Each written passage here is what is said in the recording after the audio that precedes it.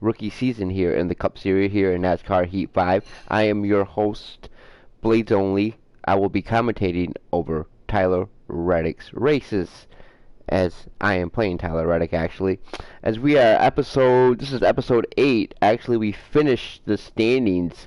Oh, the race at Texas Motor Speedway, which I went off script a little bit with the AI. I made a little bit of key things that I felt that were imbalanced with the game, and I think I still do, have a problem with this game. But it's gonna happen. It's a video game, and things are gonna happen or whatever. Now, I heard on these heat games that some short tracks are kind of like unplayable. What I mean by that is that if you bump the AI will skid out after you make contact with them. And I heard that Bristol was like that. So I don't know if I want to actually change the cautions to relaxed yellows. I don't think relaxed yellows are really that balanced in this game. And what I mean by that is that, welcome viewer that joined my stream. If you missed any other of my videos, go back to my videos and check out my other content. Like I said, I'm not a really big guy on here. I mean, I'm not really big on YouTube, so my videos really doesn't get a lot of attention on YouTube. Like, the engine doesn't pop up my videos or whatever. But I mean, I still see some views on my videos when I go back and check my videos out. So, but yeah, but I just don't think this game has a good recipe, not recipe, but a good for relaxed yellows. Like, I guess I like strict yellows because I think it has more pace to the game and more realism to the game. Sometimes relaxed yellows can mess you up a little bit. Even the user, or even you, relaxed yellows can actually fuck you over. And what I mean by fuck you over, excuse my language, but I mean by messing you up is that it's got to be like more than a two-car accident. And if the AI bumps you into the wall and you spin out, they won't call the caution, and you would be screwed over by positioning. So that's why I don't run with relaxed yellows. I try not to make too much contact with the AI in this game, as you check out my other videos. And I did a little bit of a ranting yesterday with my Texas Motor Speedway, as Martin Truex Jr. won his first race of the year. And I could have got past Martin Truex Jr., but I forgot actually about the laps. I didn't know how many laps it was, and I gave him a big bump draft, and he went way up there, and I could not catch up. And plus, the car felt snappy because I only took right side tires. But hopefully, I feel a little bit more confident with Bristol. I really didn't feel more confident with Texas Motor Speedway, and that's going to happen over the year. I'm just not going to feel real confident with tracks in this game. Like, I don't really feel confident with Atlanta Speedway either, even though I had a decent outing in Atlanta. And even these tracks that are coming up, like Charlotte Speedway, I don't like in this game. I think it's just like Texas. It's just how it's shaped. I just don't like it. I don't like the turns and just weird random stuff that this game does on the tracks that really just bother me. But I just look past it and get over it, So yeah, that's it. But enough of my ranting about the game and the tracks and the AI. Let's go to Bristol, Food City Motor Speedway at we got 500 laps. So again, this is my longest laps of the whole thing, of the whole game. Actually, this is going to be my largest laps of the game, and we're going to change up this paint scheme a little bit. We're going to go with this one, the All-Star Uniforms paint scheme, because I've been running the Caterpillar paint scheme for about a couple races, and I'm really just trying to change up the car a little bit. So let's go. As I'm going to give you a little bit, I'm going to give the viewer and everybody who's watching my channel, I'm going to give you guys a little trivia on Bristol Motor Speedway, and that's probably why. That's probably what I'm going to be able to do in my channel here. I'm going to give, like, not really trivia, but I'm going to give you guys like history on the track and the history of the track, and you know how it was built when it came on to NASCAR. You know, stuff like that. I'll just give you, you know, like history of the track. So as Tyler Reddick gets ready for his, I think this is the 7th or race or something like that. I don't know what it is, but I think it's Tyler Reddick. I think this is his like 7th race of the year or whatever. So he's doing good, in that good paint scheme that I got for him. I like that paint scheme actually. It's funny that Tyler Reddick's out of the car, but Tyler Reddick is in the car. You guys notice that? Like the helmet was in the car, but Tyler Reddick is out of the car.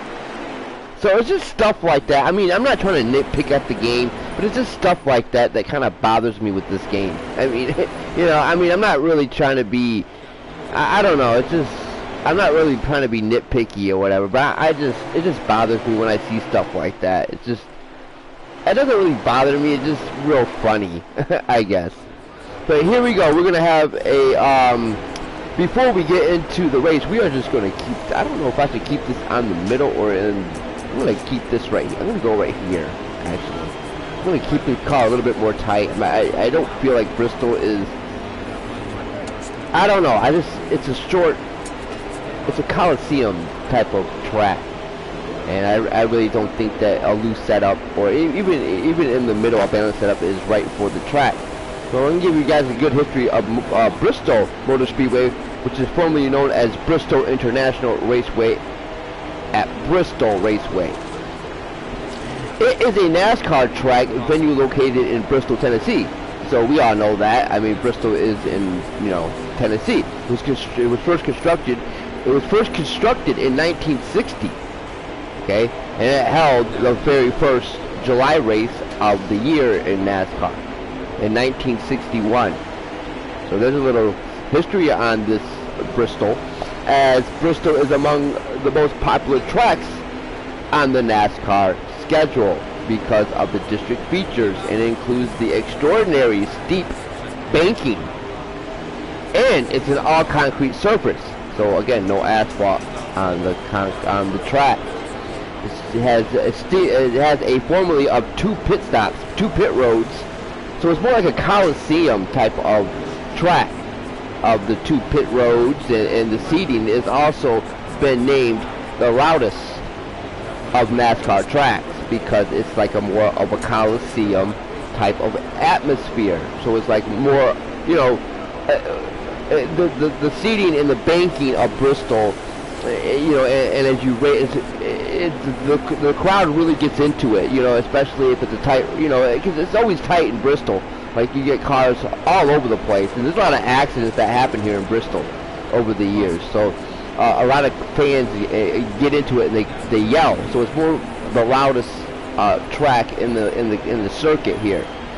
As you know, Bristol has been named, you know, nicknames, like it's called the Thunder Valley, and then the other nickname is the last great Coliseum because it's shaped like a Coliseum. And another nickname for it is the world's fastest half-mile track, and the other one is called the Bull Ring. So those are the history of this great track here in Bristol. As you know, like I said, it broke ground in 1960 and it opened in 1961. So if you don't believe me, go look it up. The architects, the people who made it, the guys who made it was 3 guys. It was Carl Morrow and Larry Carrier and R.G. Pope. So those are the guys who actually made the construction of the track. So enough about Bristol. Let's go into the race, and we're going to skip practice because I pretty much know about Bristol. So we're going to run this setup actually. It's kind of tight, but we're going to run it. Why not, right? And we are running the all-skull uniforms paint scheme because, again, why not? So let's go and start the qualifying. Base cars off, coming to the green.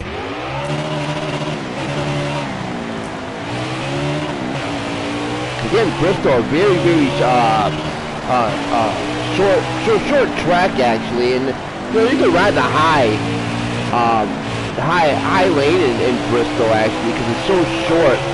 and you know, but you really have to slow down on these corners, and that's really I think I'm going to struggle with in this race is the corners right here. I'm going to have to let the car roll instead of braking, and you know, of course you get tight right up in there. So again, another poor qualifying. Well, not a really poor qualifying, but really like sort of a mid, I don't know, sort of like a mid type of qualifying. As actually we're going to see the pole winner here.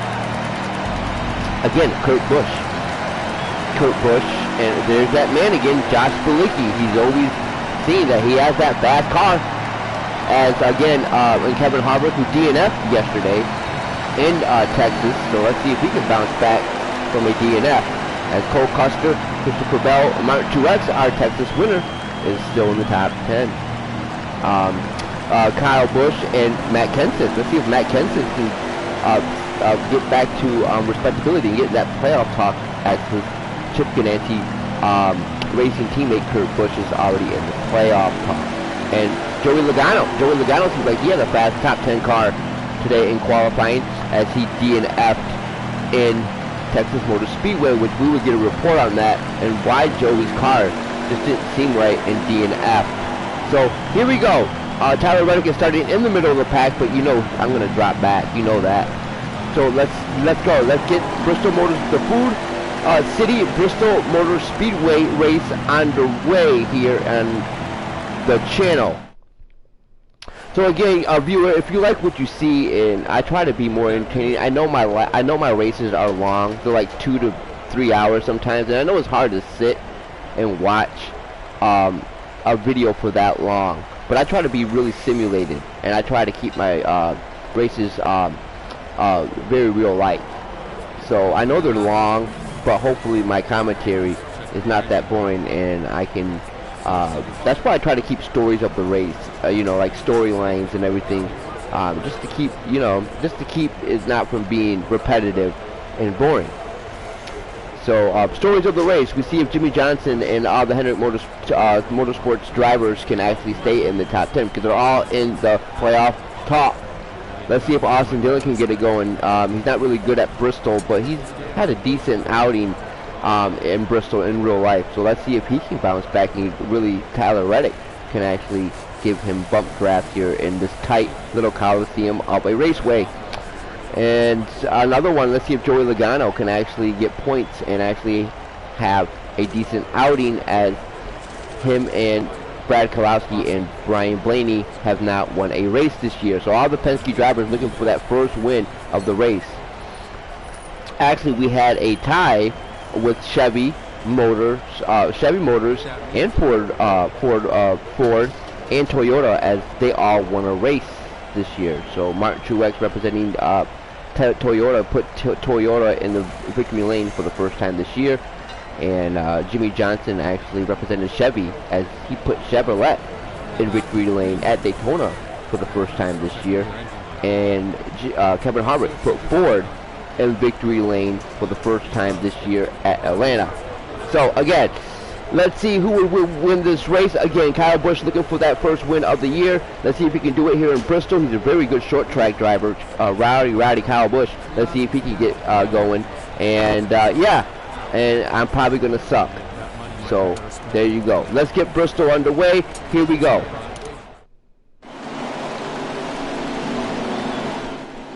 Stories of the race. Matthew Benedetto crashed during qualifying. He's driving his backup car, and that brother was car. Josh Bilicki failed pre-inspection. He gave up his qualifying position, and David Reagan missed driver's meeting, and David Reagan is starting at the back. So here we go, guys. Let's see if we have a good race at Bristol. So here we go at the Coliseum in Bristol, Tennessee. So here we go. Again, can't go too fast. Got to be really, really careful as we see our first. Oh, almost Daniel Suarez almost saved that. I will save the car. So again, Reddick. Got to be careful here in Bristol where against the contact there. You see William Byron's tires smoking up there, as Reddick just a little bit too fast and really needs to amp up on the on the speed here and really slow down in these corners, as there's a lot of contact with these drivers. As again, Bristol known over the years for having a lot of accidents and crashes, and Reddick does not want to do that. As you see Jimmy Johnson up there, Jimmy Johnson trying to kind of bounce back from a DNF yesterday in Texas. So that was another driver that DNF. As you see Chris, you see Ryan Priest. Oh, Ryan Priest gets loose and saves it. So a lot of, so again, Reddick lost position as he started 20th, and now he's in 27th. So again, just the contact with the drivers here, the contact with the guys. You're not going to keep your car clean here in Bristol, not unless you drive a perfect race. So as we again, a lot of laps here in Tennessee and Bristol, the great Coliseum. As you see, the fans are packed here at Bristol, and you know, you'll see if the pack gets loud or whatever. But you know, much different from a day race than a night race here in Bristol. As you see our RCR teammate Austin Dillon, staying in that mid-20s here on the season. He's really not got a top 10 or a top 5 because he is accepting mediocrity. As we try to get past our teammate Austin Dillon, as we do successfully. As you see Jimmy there, Jimmy riding that high side, and that's what Tyler Reddick wants. Tyler Reddick wants to use the high side and then break down low here in this little area right here. As you see Ty Dillon over here. Ty Dillon is really not doing that good this year. He's actually, in the point standings, he's actually ahead of his brother, Austin Dillon, which actually is a shocker. As you see Chris Buescher up here, and William Byron fighting for the 20th spot, actually. As Tyler is just right there. Tyler really not being that aggressive here in Bristol, really trying to take his time and just feel out the track. Really, again, he's really comfortable here at Bristol, actually, and I'm not saying that as in real life. I'm saying that as me. I'm real comfortable at Bristol, so I played this track in video games a couple times, so really familiar with the track.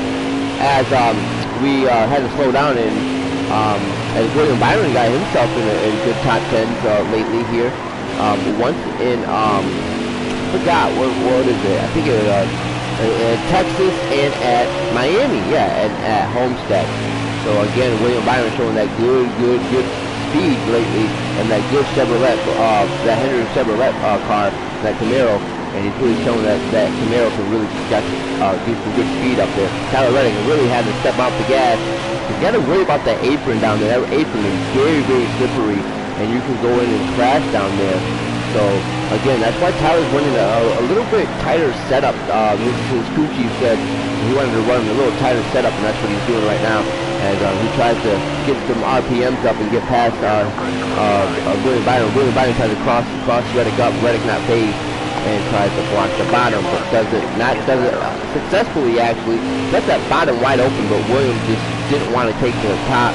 Didn't want to force anything and ride the bottom. So again, another thing, just, you know, trying to feel out the track or whatever. And you see all these guys in a single file line here at Bristol. And again, the setup is just not letting Tyler get to the bottom, actually. He wants to go in the bottom on these corners. Does not want to stay up high, because if you stay up high too long, you're evidently going to hit that wall, and you're going to lose RPMs. As we just run our fastest lap of the race. So we'll keep an eye on the lap info too, as Tyler kisses the wall there and had to really step on the brake. As BJ McLeod is in the top 20, so he's been doing red hot this year, as he's been on fire, actually. After DNFing in I think it was Atlanta, he DNF'd. I'm not sure. No, it was Phoenix. I'm not sure. I have to really go back and see BJ McLeod DNF status. I know he DNF'd. As he gets, and he gets loose there. Did he save it? Yes, he did. So again, this track is very has a reputation of accidents, and we could have seen our first caution of the race as we come up with Clinton Boyer. Clinton Boyer has been having a bad season, as he's had a couple DNFs. No, I think he had one DNF. I'm not really sure. He had a DNF, and then he has not been really doing good in the point standings, as he gets right behind Christopher Bell there. As again, Bristol really tight and you really have to stay in single file. You really can't, hard to pass in this track. You can pass people, but you gotta really be careful because of how congested the track is. And that's what Reddick is doing. Reddick is trying to not hit the wall, but there was contact made with him and Boyer. Him and Boyer have been kind of like, Boyer's been kind of like bumping Reddick ever since Homestead. We don't know what that's all about, but Reddick really not phased. As we come up on our lap traffic here, you see Timmy Hill, and we're going to put Timmy Hill a lap down. As Tyler is really good position actually. He's in the top, I say the top 20 right now. He's just trying to catch up to these guys. As you see, Chad Fincham. Chad Fincham is, knows Bristol very well. He's from Knoxville, Tennessee actually, so maybe he came here as a kid and knows the track very well. So Chad Fincham, another Tennessee local here in Bristol. As we come up on David Reagan here. David Reagan spun out actually, very suspicious in Texas Motor Speedway, as Reddick was coming underneath David Reagan, and David Reagan kind of spun out. We don't know if that was the momentum that Reddick had or whatever, but very suspicious. Oh, and Joey gets and he gets loose there, and did he save it? Yes, he did. So a lot of these drivers are saving these cars here as contact was made with Reddick.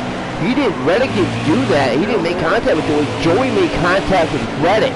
So again, very interesting development here, as these drivers really need to stop making contact with each other.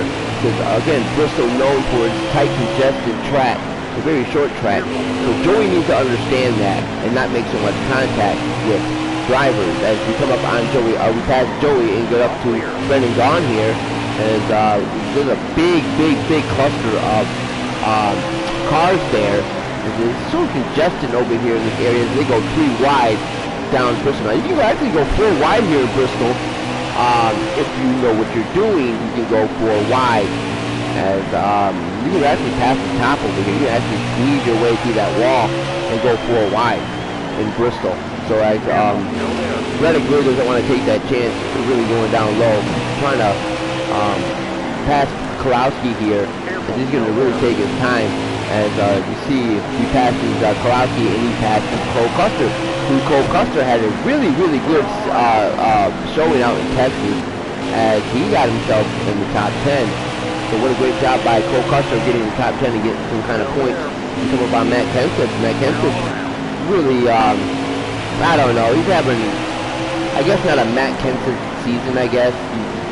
Been there, but then he's dropped back. So he's in and out. He's a really inconsistent driver right now. Daniel Suarez needs a win. So if Daniel can stay in the top 10 or even stay in the top 5, he has a chance to pull out a win here and really put Gaunt Brothers Racing in the playoff talk. Oh, as we get and Daniel Suarez.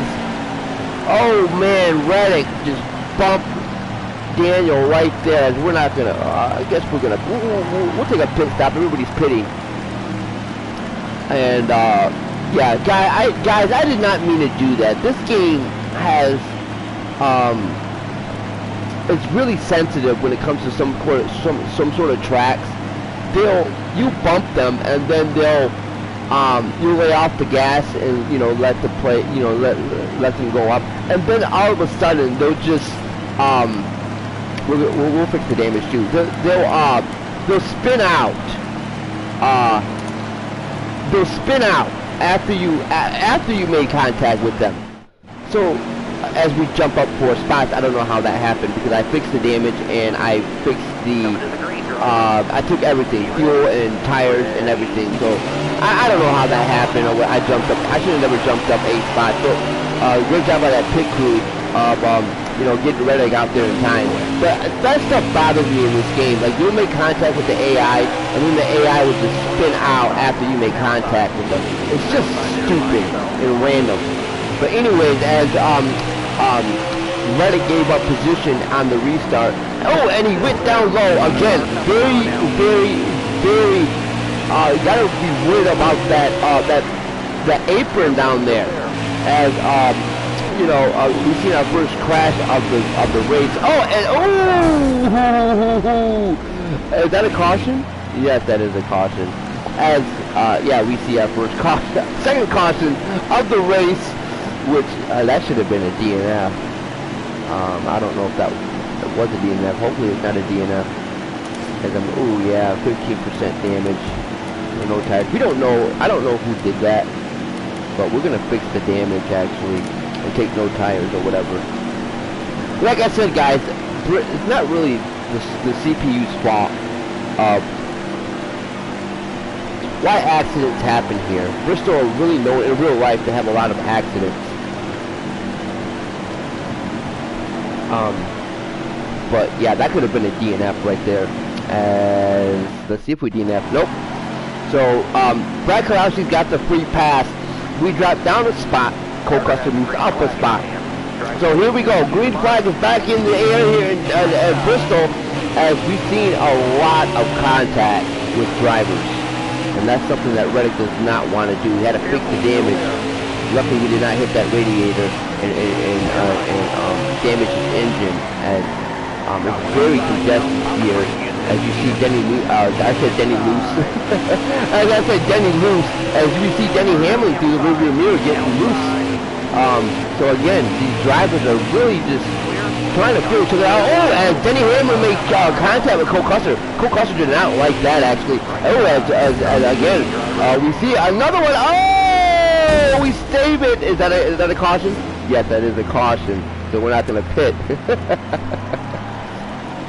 As we're not going to pit, guys. I don't know what happened there. I went on the apron and I got loose for some odd reason. So again, I mean, I'm very comfortable with this track. But again, you know, just I don't know why we're pitting either. I didn't pit.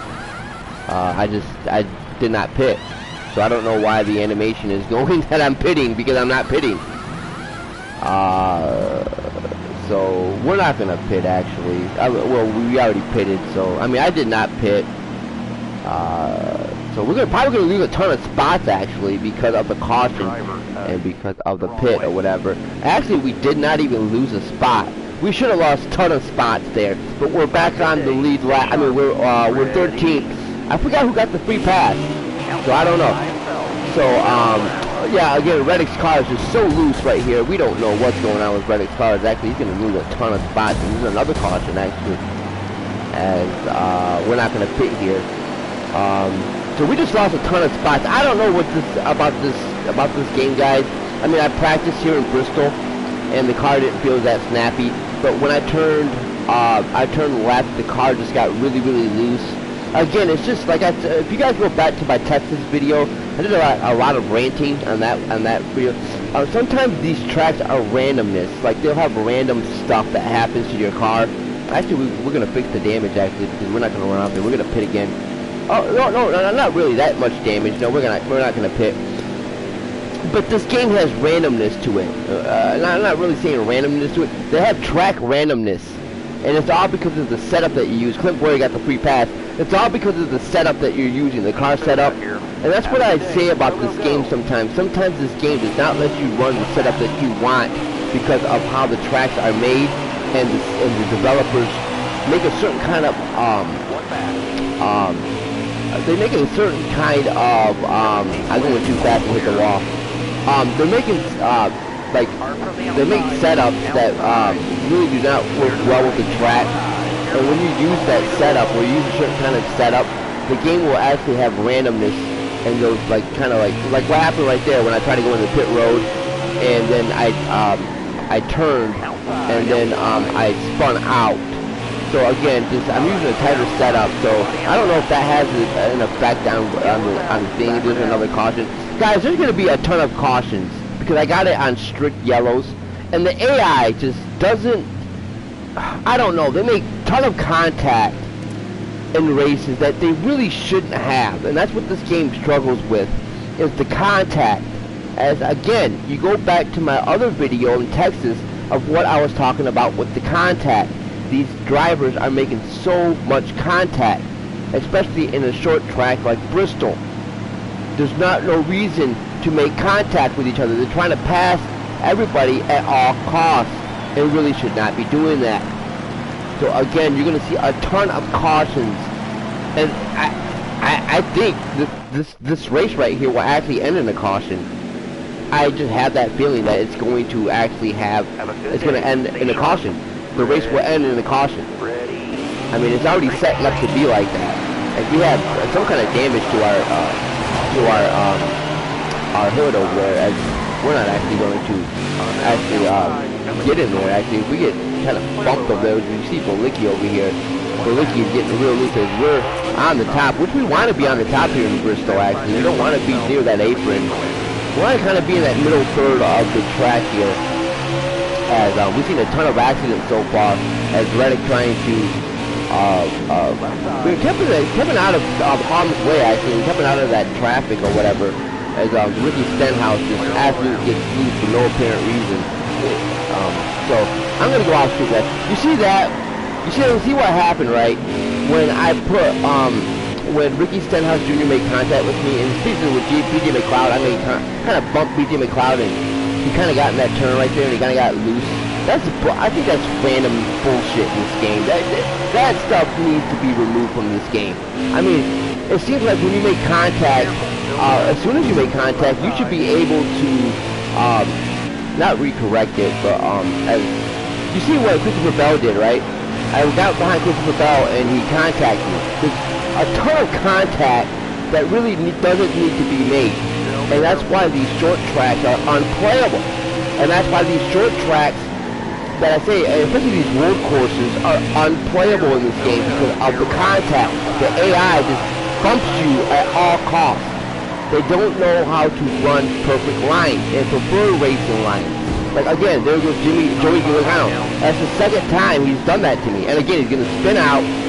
It's just, it's garbage. It's garbage and it's trash. How this game, not game, but how the AI reacts to situations like this. I mean, I used my wheel yesterday at Texas, but I'm using the controller. So maybe, I don't know, maybe I should use my wheel here. I don't know, guys. I just think this game has a lot of randomness to it. Like, track randomness, and just, like again, as I turned that turn right there, my car wanted to snap and spin out. So there's a lot of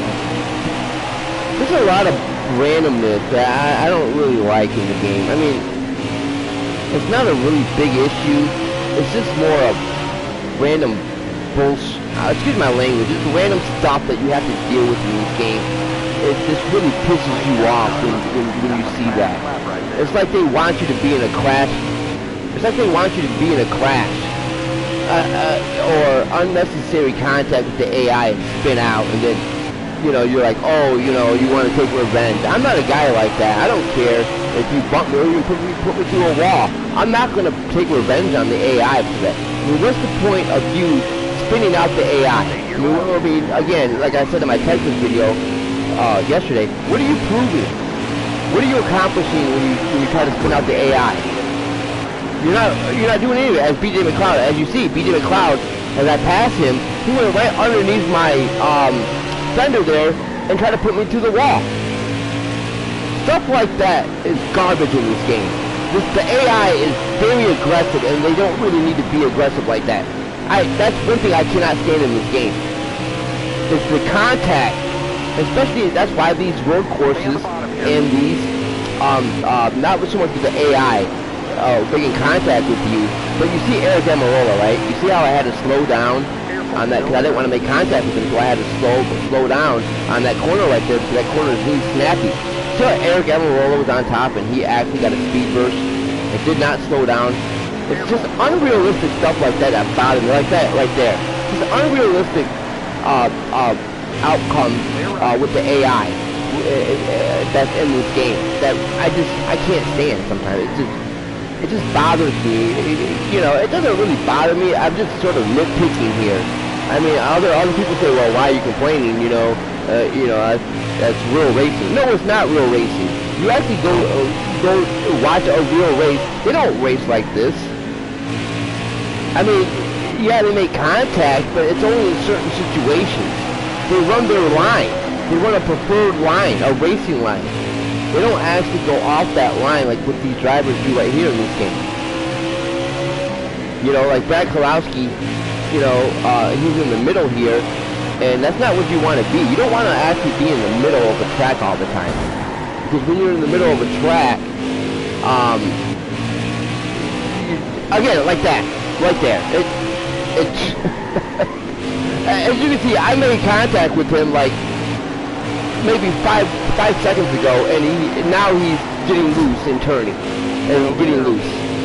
It's just random stuff like that. Like again, right there, the same outcome.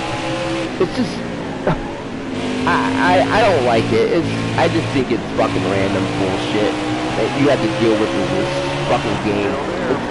I don't know. It's just then when you pass the AI, it's like they're right on your fender trying to spin you out. It's like the AI does not want you to pass them.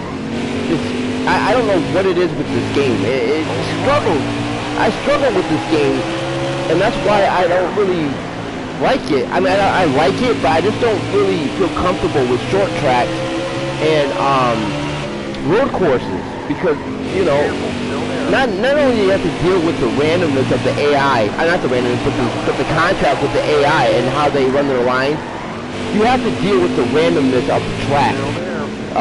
You can actually, you know, turn on one of these turns right here and actually spin out. It's just, you won't even be touched, and the game will just snap you and want you to crash. It's just stupid stuff like that. Like, I haven't played the road courses in this game, but I'm pretty sure they're unplayable with stability issues. I play on expert, which I don't have any assist. I guess this game has helping aid driving aids. I don't use driving aids. I try to make it as realistic as possible, but I'm pretty sure the road courses have that snappy effect where you want to spin out, and it's just garbage, and that really needs to be fixed. And if they want to make a good game, I mean, you shouldn't really. I mean, there's spin outs, but there's I think that this game is. I don't think they have scripted spin outs, but like, I don't know, it's just like some turns, it's always that turn that you have problems with, and it wants to snap you into that corner. I don't know, I'm pretty sure, like after Bristol, I think we go to Richmond. Yeah, we go to Richmond, because I'm looking at my sheet of paper here. We go to Richmond, and that is going to have a ton of cautions. Because again, it's how the track is made, and it's a short track. I'm really not looking forward to playing at Sonoma. I'm really looking forward. I'll play it. Like I said, I play all my games. I'll play all the season, and I'll have the commentary and everything. But there's some things that I'm gonna really bitch about. And complain about in this game, and because I just can't hold my tongue. It's just got to be addressed. It's got to be addressed with this game. Hopefully the developers. I mean, I'm not really big. I mean, some of you know, I watch some of the other guys that play this game, and they're like huge on YouTube. It's like they're accepting this game like how it is. I just don't understand why they can't reach out to the developers and say, hey, this needs to be fixed. It's broken. It's absolutely broken what this game does. Especially on short tracks and road courses. You gotta drive a certain way in this game to be successful. You can't drive a preferred line. You can't, because of what the AI does. The AI will constantly make contact with you if you're up near the wall. It's just badly programmed. It's badly programmed. I'm going to say it again. Badly programmed. There's no reason for the AI to make contact with you, or you make contact with the AI when they're up near the wall. There's no contact. I mean, there's absolutely no way that you should make contact with that. And then they just get in your way, and then, you know, you bump into them, and then they fucking spin out. It's garbage. It's absolute garbage and trash. That's why sometimes like William Byron. Again, I'm up near the top, right? He forced me up near the wall just because I was up top. It's stuff like that that pisses me off. All clear. It's garbage.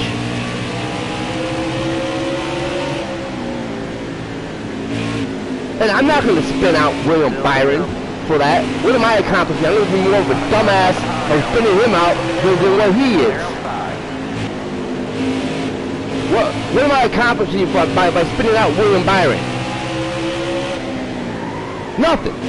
Careful, still there. This makes this game look fucking dumb and repetitive and stupid when you see bullshit like that. Oh, I'm going to spin him out or hit him towards the wall because he's near the wall. Just because I can get past him. It's just stupid and dumb. Like, it's like the AI doesn't know how to get past you cleanly. They can't get past you cleanly. So what are they going to do? They're going to try to drive you up near the wall so they can pass you. Or they're going to try to do dirty stuff just to pass you. It's dumb and it's stupid. Badly programmed. I mean, I'm not saying that they don't race cleanly. And I'm not saying that they race garbage, because like I said, you go back to my Texas video, I love what the AI does. I love how the AI interacts with each other. I love how the AI interacts with racing and drafting. But there's certain tracks that are unplayable with the AI. There's certain tracks. Nobody on that. Like Texas, it felt like they were faster than me. And they were blowing by me on corners and letting their rear end hit me up the wall. And again, I didn't mean to address that yesterday. But stock cars are heavy. I mean, I don't watch a ton of, like, NASCAR. I mean, I used to back in the day when Dale Earnhardt Jr. was racing. But I know a lot about motorsports. I mean, I don't know a ton of it, because I watch a lot of Formula 1. But I know stock cars are heavy. And that's why they're hard to turn sometimes. In real life, I mean, you drive a stock car, it has good horsepower in it, and they're hard to turn because they're so heavy. The cars feel heavy. And in this game, the AI can absolutely come with God speed around the corner and actually have their rear end bump you, and then you go flying near the wall. That is unrealistic. It's bullshit and it's unrealistic. Your car, a stock car is heavy. You're not gonna, like, if I bump David Reagan right now with my rear end, he's not gonna go anywhere. His car is heavy. So why do you fly up near the wall when the AI does that? It's garbage. It's unrealistic. You're not going to fly up near the wall when the AI bumps you like that, or your rear end goes into your a car like that. A stock car is heavy. Go look it up. And I'm just not going to say anything. I'm really not. I'm not going to say anything. I mean, look what the AI is doing. I mean, you can see what the AI is doing right in front. They're trying to get past me at all costs and making stupid decisions and spinning themselves out. It's badly programmed. God, I'm even scared to play Martinsville. I'm really scared to play Martinsville. I am. Any short track or any type of thing with this game.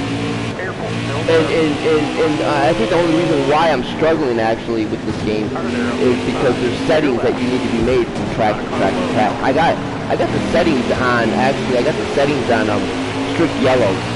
Some people play with relaxed yellows on short tracks. I just don't think relaxed yellows have good pace to the game. I really don't. I really don't think they have good pace to the game. You just don't really need to make contact with the AI that much. But the AI makes contact with you. So it's kind of hard not to make contact with them. You know what I'm saying? Like, it's kind of hard to get past them, because once you get past them, they always try to make contact with you. It's just trash and badly programmed. The AI has no class in this game. And what I mean by no class is they don't have any class. They try to bump you and bump you off your line at all costs and do dirty moves to do that, to pass you. They have no class. Careful, still there. You know, and then you get frustrated, and then you start, you know, like, fuck it, they're doing it, I'm going to do it. I'm going to spin them out. But what are you accomplishing by spinning out that stupid AI? What are you accomplishing? You ain't accomplishing anything. You're about as dumb as the programmers that program the AI. You're no better than what they are. So it's just stupid random stuff that happens. And like I said, I have more class than that. I'm not gonna take revenge on Joey Logano because he bumped me. You know, it's just stupid stuff like that that really just bothers me about this game. It's just, I don't know, like I said, guys, I mean, I don't know about the Heat series because, you know, I never played the Heat series. I mean, this is my very first time playing a Heat game. But I looked up the very first game, the Heat Evolution, the very first Heat game. And that game, I heard that was, like I said, I heard that was the worst game of all time. And I looked gameplay at it, and the same problems that's in this game, in that game, are in this game. This is the newest title that they got, and the same problems are in that game are in this game. How? Clear high, bud. It's just a copy and paste game. I mean, I can't really say that because, you know, it's just like Madden. Madden every year, it's just a copy and paste game with broken mechanics and broken AI. That's why I don't buy Madden. I don't buy Madden. The last Madden I played was 2004 or 2005 with Ray Lewis on the cover. That was old gen. I look at Madden now, it's a joke. It's an absolute joke what EA is doing to that game and how they're ripping off their customers. At least this game, the developers, they don't really try to take your money like that. Like, I think you have to pay for a DLC or whatever if you don't get the gold edition. I think it's like $1 or something like that for like paint schemes or something like that. I don't know, guys. I mean, I'm not trying to rant here. I just hate certain stupid stuff that happen in this game, especially with the AI. The AI to me is they race well in some tracks, and that's what I mean by some tracks. Some tracks the AI is just a class act. You're like, God damn, that was a good ass fucking race. The AI is really, really good. Then when you go to like short tracks, it's unplayable. It's unplayable. The AI just bumps into you. They drive stupidly. They make stupid decisions. They make stupid pitting decisions. Look ahead for me. It just, oh my God, it just pisses you off. The type of stuff that this game does. I don't know. It just, if I'm not trying to make a series on this game, I would never play this game. I would just say, you know what, I'm going to play Gran Turismo, or I'm going to play Project Cars 2. This game is just, I don't know, man. It's hard for me to accept what the AI is doing sometimes. It's just, I just laugh sometimes at it. It's just, that's how funny and stupid the game is. It's just dumb and stupid random stuff that happens, and it really breaks the immersion. I mean, if you're trying to go for realism like I am, it's kind of hard to accept what this game is trying to offer you in far as realism. Like right now, I got heavy damage, right? I mean, I don't got really that much damage, but I got some kind of heavy damage on my hood right here, right? Some kind of heavy damage, and I'm still keeping up and being competitive with the pack. I should not be doing that. I should be in the pits right now, trying to repair my damage. I should not be competitive right now. And it just sort of breaks the immersion of the game. You know, it breaks the immersion of the game to me. It just, I don't know, I just feel like I shouldn't be going and being competitive this much, or this fast. Like, I got damage on my car. I mean, look at Quinn Hoff here. Quinn Hoff, yeah, he's got a clean car. He should be going right past me. It doesn't matter, because I'm in an RCR car and he's in a stock car racing car, and he's in a slow car. That does not matter. You're damaged. You are damaged. You are not going to be able to get good RPMs when you are damaged. It's just not going to happen. I don't care if Michael McDowell can beat Jimmy Johnson's car. a Hendrick Motorsports car, Nobody out there. he can beat Jimmy Johnson's car or even Alex Bowman's car if Alex Bowman's car is absolutely damaged and he has a clean car. It does not matter. That's realism. That's respecting the sport. This game does not respect the sport in that way. I mean, I know it's like a kind of an arcade-ish game, but still, I mean, there's some kind of simulation in this game, like as in tire wear and fuel. So I know that this game can actually be a somewhat simulated game. It's just some of the stuff that it just bothers me that it just bothers me that it's like that. I mean, that's why somebody said that, well, why don't you, if you're a simulated gamer, you know, why don't you be in this cam right here, the hood cam, the cockpit cam, which I have no problem with being in this cam, but I mean, look at my hood. Look at my hood. Is it really worth trying to play like that in this game? I mean, your view is limited already. And with the AI with constant, oh my god, with the AI constantly bumping you, yeah, I mean, look at Brendan Gaughan here. Brendan Gaughan is trying to block me at all costs. He's a couple laps down, dude. Why are you blocking me? It's just stuff like that really bother me in this game. It's just, I don't know. I mean, you say, well, you know, you're not really respecting his position. No, I'm respecting Brendan Gaughan's position. I mean, look at it. I'm in first place, and look at the damage I got in my car. Look at the damage. Look at the damage I got in my car, and I'm in first place. It's unacceptable. All the way up. Get up. Clear high. Unacceptable, man. Clear all around. I should not be in first place. I should not be in first place. And what am I going to do? Lap these guys 27 times Still there. in Bristol? Or I don't know, like 2 or 5 times, 6 times? Am I going to lap them? I don't know, guys. I just feel like this game is unbalanced in a lot of ways. Like I was saying, you go back to my Texas video, and I was ranting a lot. And I'm still ranting. Because, like I said, some games are, some tracks are just unplayable in this game. I mean, look at that. I'm going to lap Matt Kenseth. And Matt Kenseth is in the top 10. I mean, I don't know, guys. I don't know. There's some. I don't know. It's just. I don't know, man. I mean, I have not been in a really significant crash this year in this game, and I think that's what this game is trying to do. This game is trying to DNF me, or making some kind of an impact that I won't be in the top 10 or even finish strong. With the randomness of the tracks and the AI constantly bumping me. Nobody out back. You know, I have not bumped the AI in this game, in the series actually. But the AI is constantly bumping me. Like Christopher Bell gave me a huge bump. Still there. And it almost forced me into pit road. It's just stuff like that that bother me. And I think they do it on purpose. The AI does it on purpose.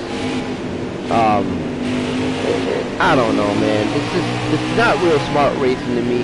I come from very simulated racers that drive cleanly, like iRacing. If you make contact with anybody in iRacing, they're gonna jump down your throat. They're gonna say, "Hey, that's dirty move. Don't do that." You know, you're not gonna be real respected as a driver if you drive dirty. And I'm not a dirty driver. I'm a very clean driver. I don't try to make contact with the AI in this game. The AI this game forces you to make contact with the AI. I don't know. I understand where the developers are going as far as kind of like realism. Like I know NASCAR has a lot of contact, like they make a lot of contact with each other, but that's off of like key positioning and like at the end of the race. They'll make contact with you to try to slow you down so they can get in front of you. But it's not, it doesn't reflect on the beginning of the race or even in the middle of the race, you know, or anything like that. I mean, right now this is a good green flag run. here in Bristol. I thought we'd have a ton of cautions. It felt like that's what it was going to be like, a ton of cautions. I mean, I don't mind being in first place right now, but it's just the damage that I have. I have a problem with that. I should not be in first place. And I have I don't play on 105 difficulty, and that's what somebody said. Well, you know, that's why you're doing so well, because you play on 105 difficulty. I mean, you don't play on 105 difficulty. No, that's not the reason why. I play on 104 difficulty, which 105 difficulty is still the same. But the AI is still the same way on 105. Like Matthew Benedetto right there, he would have done the same thing if it was 105 difficulty. The only difference is speed. The AI has a lot more speed than you, and over the course of a long run, they will slow down, and you will be able to catch up and pass them. Depending on how the green run, I mean the run is. Depending on how many laps that you run on the green flag run. Now, if they pit and they get tires, and they get fresh tires, you're in trouble, because they're gonna get all that speed back, and they're gonna pass you, and that's what it just happens. It just recycles. You gotta wait till the tire wears down at 105 difficulty, so you'll be able to catch up. I mean, even in the Xfinity series, I played 105 on Xfinity, and I was in Iowa, and I was Kyle Busch, I think, and just a little exhibition game. And I was playing Iowa, and I was coming in on a turn, and the AI was Matt Mills, I think. I think it was Matt Mills. Yeah, it was Matt Mills. Matt Mills in real life, his car, he's not really an established, like, he doesn't really be in top 10. He's not a really good driver, or his car is kind of slow in real life. His car is really not that, you know, it's not fast. So I was Kyle Busch, and in the Xfinity series, and he was able to stay stride for stride with me on the damage that I have right now, and I had a clean car.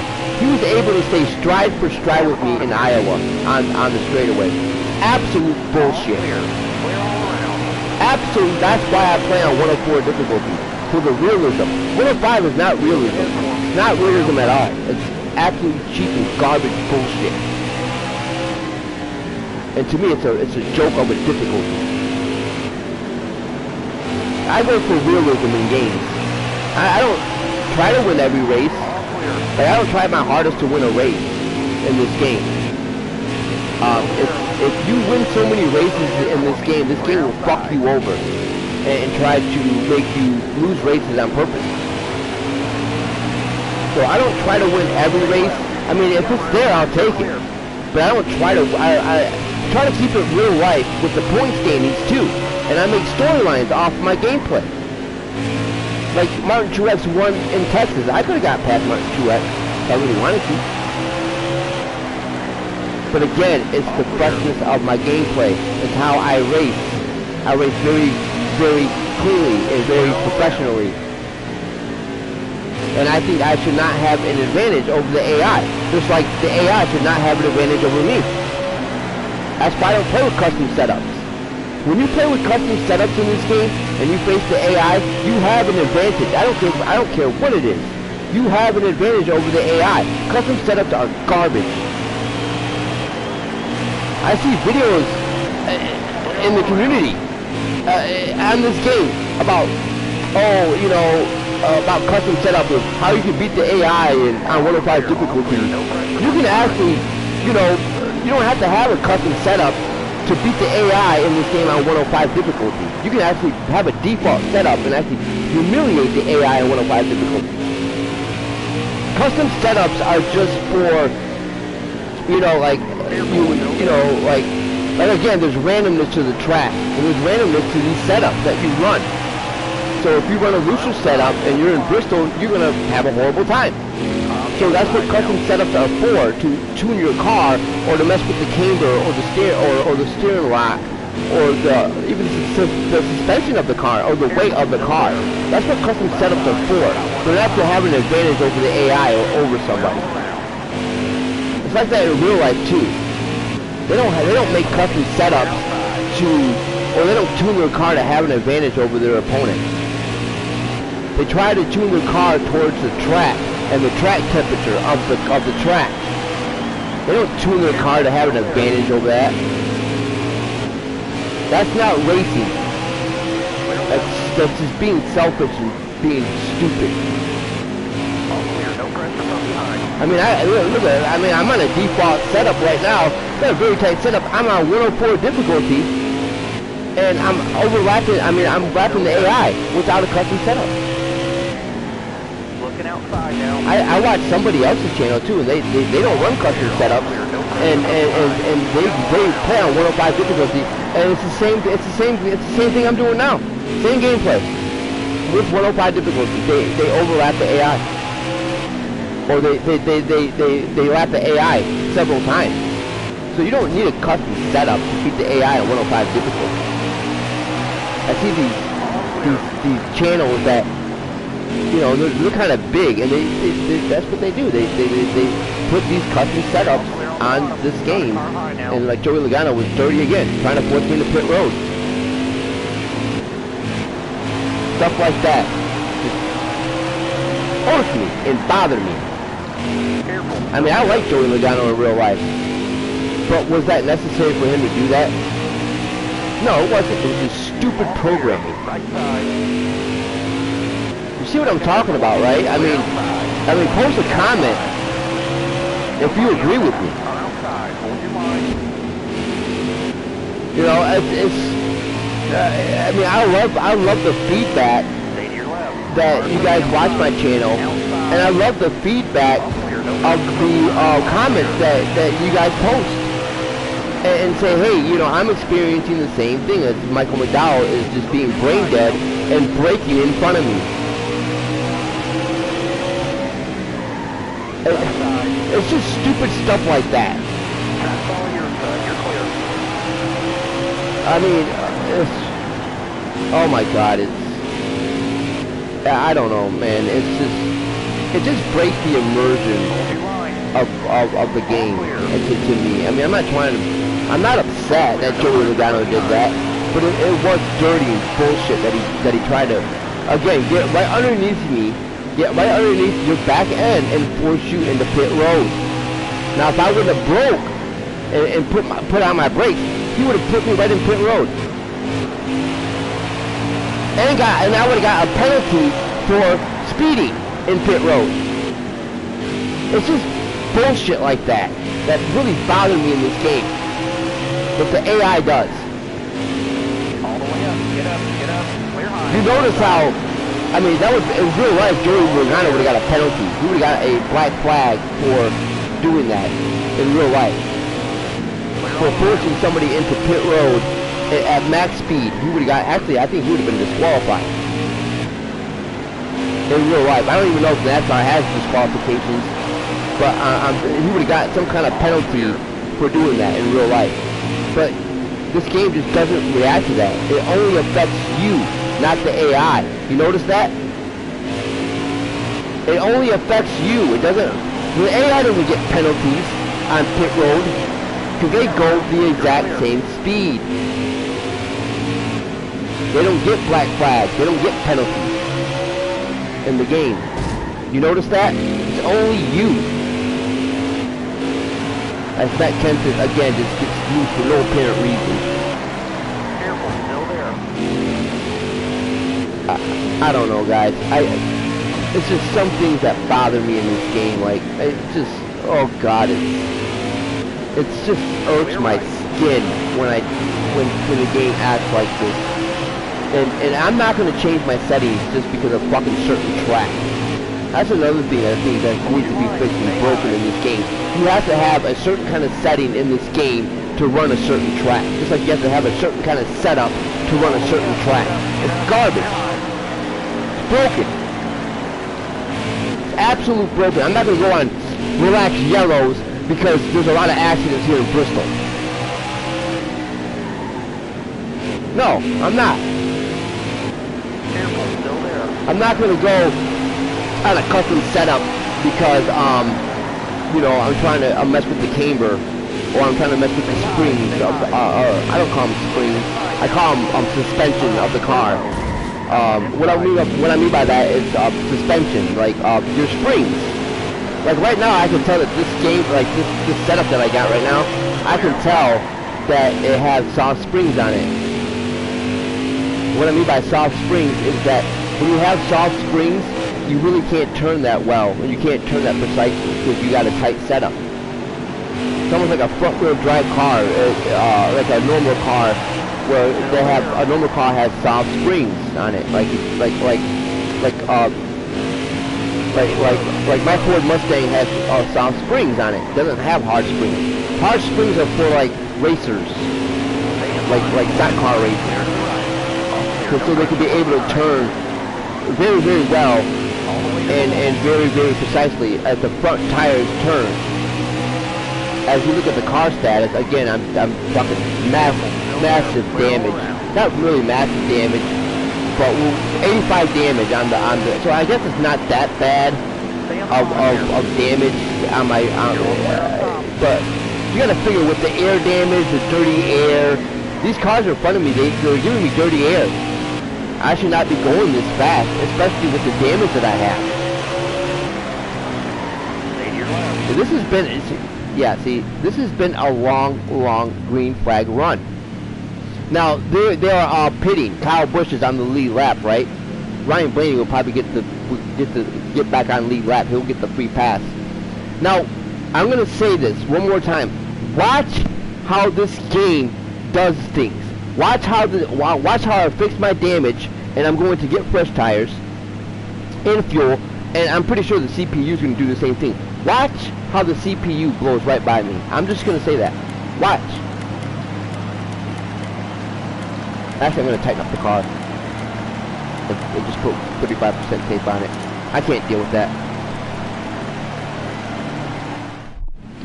So actually, I'm on the tight setup. Again, see, Ryan Blaney got the free pass. I tighten up the car even more. We're going green. Be ready. Ready. Not a car down inside now. And again, why would they put the wedge at 49%? I have no idea here in Bristol. You know, you want some kind of stability, and you want some kind of, how do I want to say that? You want some kind of stability. Actually, I'm going to let Kyle Busch go here. But you want some kind of stability, especially on a short track, like Bristol or Sonoma. You want some kind of stability on your car. You don't want to be that loose to, you know, you don't want to be really loose because you'll be able to spin out more. You'll feel tight. I mean, not tight, but you'll feel like you're loose. So, you know, you just don't want to do that. You want to tune your car to the advantage of the track. So like Bristol right here, you don't really need a loose setup. You really need a tight setup, like a tight setup. I mean, you really don't need that much of a loose. I mean, you can run a loose setup. I think in real life you can run a loose setup on Bristol. You know, but again, there's a lot of congestion. Like right now, there's a lot of congestion on the track. It's so plugged up. You know, like there's a lot of cars behind me. Again, you see what Clint Boyer did, right? He went right up near my lane and tried to block my lane. You see what the AI is doing, right? And just because I'm up top too. That's the only reason why. That's the only reason why Clint Boyer did that. It's because I was up top. And again, it does not work in this game. The top lane it's an all track. Top lane is garbage in this game. It does not work. Especially at 105 difficulty, where you're on top and the AI is on bottom. The AI will constantly get speed bursts down there and catch up to you and blow right by you on the top lane. I mean, on the bottom lane. It's just badly programmed with the track. And I think in real life, Bristol. Like that right there. And look at for that thing, Alex Bowman almost ran into a wall just because he tried to bump me in pit road. That type of stuff pisses me off.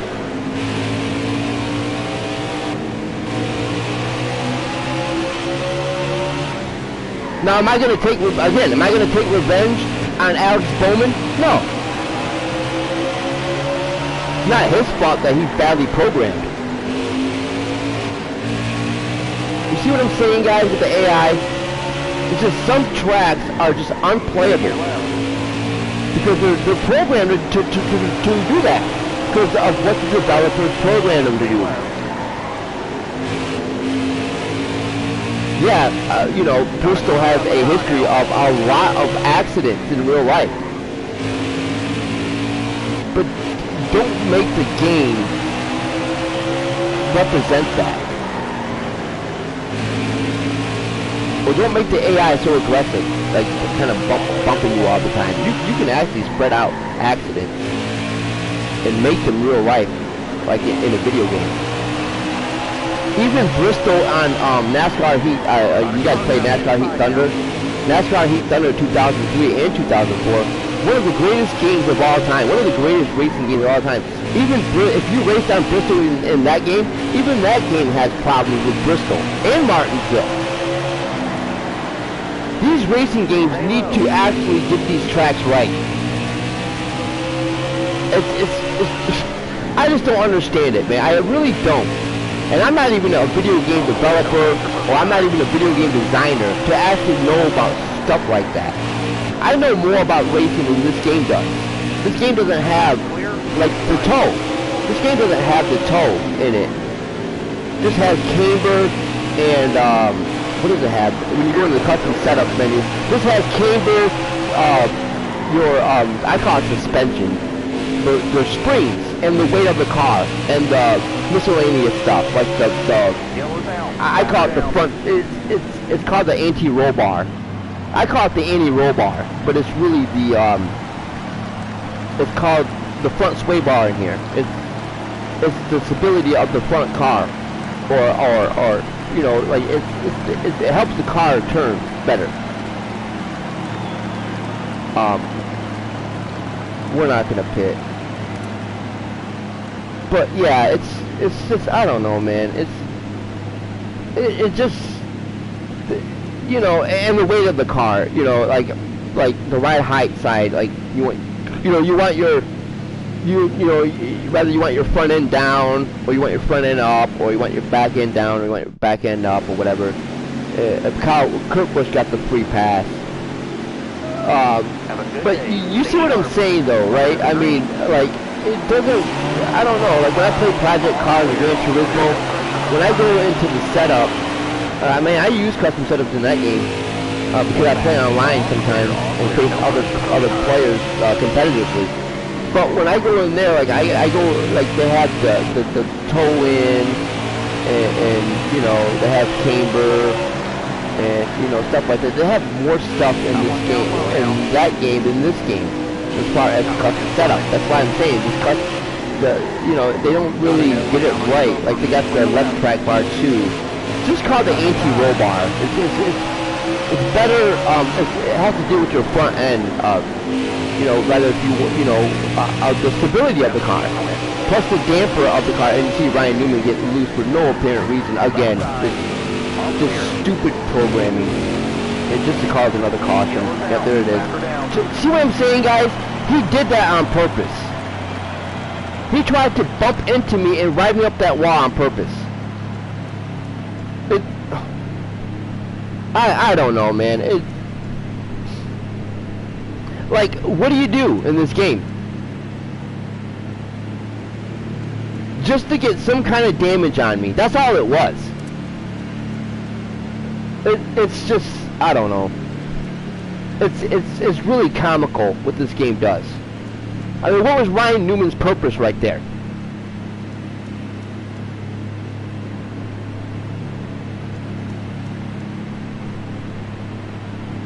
And it's only certain drivers in this game that do that stuff to me.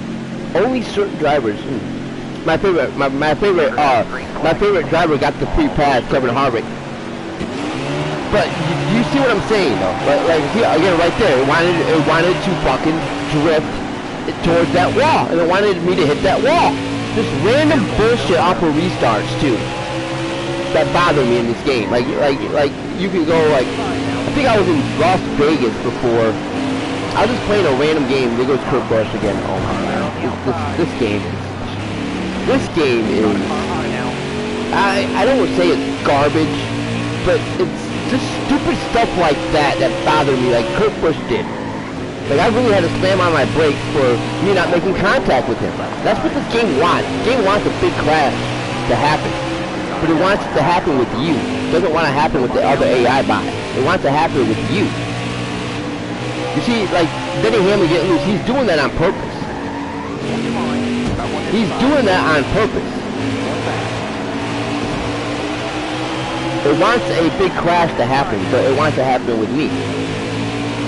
That's why they're constantly bumping me, and they're constantly checking up in front of me. That's another thing that needs to be removed from this game. The computer will constantly check up on you. Again, look at that.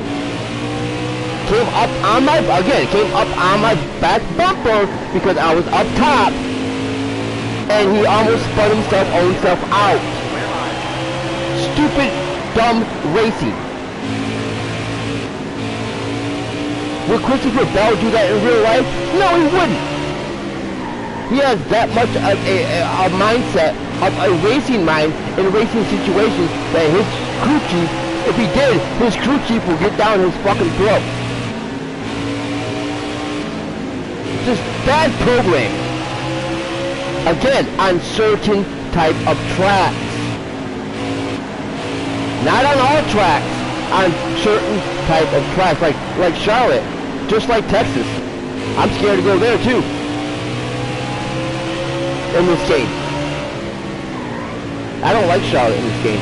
I really don't. Even with a custom setup, unfucking playable. Again, we ran our fastest lap of the race, which I don't know how, because I'm running slow as shit. I don't know, guys. It's just certain tracks that I think that are unplayable and have some sort of impact on the setup that you use, and just stupid random stuff with the AI. Just on top of it, just makes it just unplayable to me. Like, you gotta run a preferred, it's like you gotta run at a certain position for the AI. I mean, look at it now, it's nice clean racing right now. But I bet you if I pass Joey Logano and I pass Matthew Benedetto, they'll all be bumping me and forcing me off the track. I bet you. It's just bad programming. It's bad programming, bad sportsmanship, and not clean, smart driving, and not clean, smart racing either. I mean, you see what's happening now, right? Just like on 105 difficulty, you have to wait till their tires are worn. When their tires are worn, that's when you can get past them. You see what I'm saying now? I mean, I can get past Denny Hamlin, I can get past Matthew Benedetto, but it's going to take a Herculean effort for me to do that because of the constant bumping and the way the track is made. This track is very short and congested. There's a lot of congestion. See, I can go 3 wide. I don't want to. I don't want to go 3 wide. Why? So he can bump me up near the wall? Again, see? Look at that. See? It's just certain stuff that is very predictable about how you run Bristol. It's just, I mean, in real life, I know how to run Bristol. I know how to run Bristol. I know how to drive Bristol. Not a hard track. In real life, it's not even that hard to ride Bristol. The reason why there's a lot of accidents that happen in Bristol is because the track is so small and there's a lot of cars. And cars are, again, stock cars are heavy. They're hard to turn. And there's contact. Some people run loose setups. Some people run tight setups, and that's how accidents happen. But they don't fucking force you up near the wall. They don't drive you up near the wall just because you're up near the fucking wall. I love to run the top in video games. Racing video games, the top is my home. Near that wall. And this game does not allow you to do that. And that's when me and the game have a problem. Because I'm not going to drive one side of the track and be on the bottom all the time. That's not how I race. I like to race all types of tracks. I'm not going to drive the bottom all the time, or I'm not going to drive the middle all the time. I don't even like the middle, not even in real life. Like when we're in Byron is, I don't like to drive that middle. It's you don't want to drive in real racing. You don't never want to drive in the middle of the track all the time, because again, you're just going to. It's not a preferred line. It's not a preferred racing line when you're in the middle. You always want to pick a line, whether it's bottom or top. I mean, it's okay to ride the middle. I'm not saying that you can't ride the middle, but the middle is not where you want to be. You lose. It's called the sucker's hole. You know, you go watch NASCAR in real life, and you go watch, like I'm in the middle right now. You go watch NASCAR in real life, and you see the lines that they pick. They're never in the middle. They're always got two lines. I think they got two lines actually. They're always up top, and they're always, some guys are on the bottom. And then there's some guys in the middle. This game does a good job of replicating that sometimes. Up preferred lines. But this game just doesn't want you to ride the top for some odd reason. It's just, like right now, I just ran the top and got past, Chad Fincham. With class and ease. You see, he didn't come up and try to take away my line. That's just being stupid, and he had no business. Even if he did do that, he had no business to do that. He had no business to come up there and try to block me when I was going to pass him anyway. And I think he's a couple laps down. Yeah, he's a couple laps down, so that's just bad. If he were to do that, which he didn't, but if he were to do that, that's called bad sportsmanship. What are you doing trying to block a faster car that's on lead lap? You should let him go. He's faster than you. That's what I do with the AI. If I feel like the AI is faster than me, I get out of the way. I don't try to block them. It's called bad sportsmanship.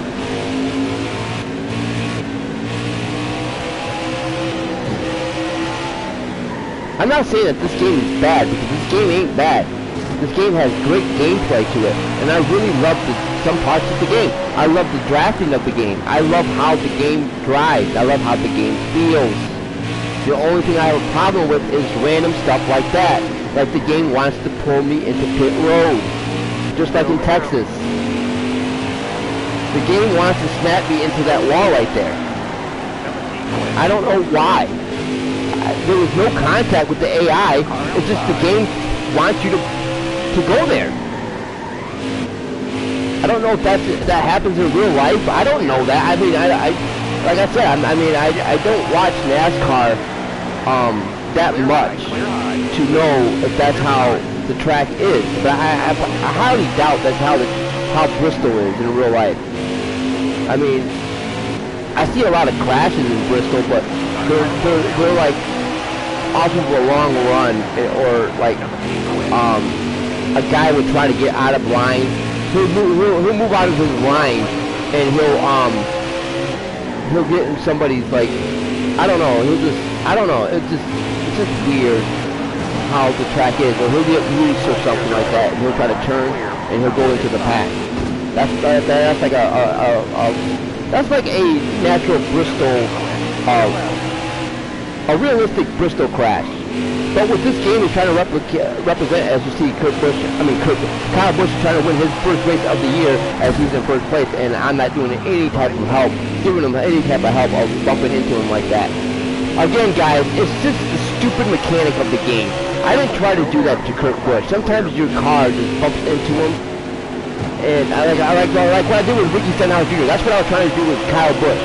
But my car had so much momentum that it went up his rear end. You know, it's just, I don't know, guys. I just feel like this game has great gameplay, and it can be a great racer when it really wants to. And then there's some times where I feel like the game is just, it wants you to crash. It wants, I don't know, it's just randomness. It's just, I don't know. And sometimes, like, the game is just really good, and the AI is just really, they race you very smartly in this game. Like, as you go look at my Texas video, I was complaining about the AI in this game, right? Like the problems with the AI, like I'm doing today. And, you know, I got other racers like Gran Turismo and Project Cars 2, and even the Dirt. I got Dirt 4, which is a very hard game to play. Now that's very simulated. And it's a very, it can frustrate even the best drivers. It's a very hard game to master, the Dirt. But I mean, I got the Crew, and I got the Crew 2, which the Crew is like an arcade type of game.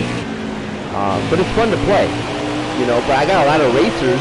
Like I got Arcetta Corsa, I got Formula 1, and I got, you know, like Gran Turismo and all that. So I got a lot of racers on my PS4 Pro because I love racers, and I got a wheel. You know, but sometimes I like to use the controller, like I'm doing right now, using the controller. So, you know, it's just, but what I was trying to say is that in those racers, when I race the AI in those racers, they do the same type of stuff like they do in this game, and, but they don't do it to that much of an extent. You know what I'm saying? Like, they don't do that to that much of an advantage. Like, what was I gonna say?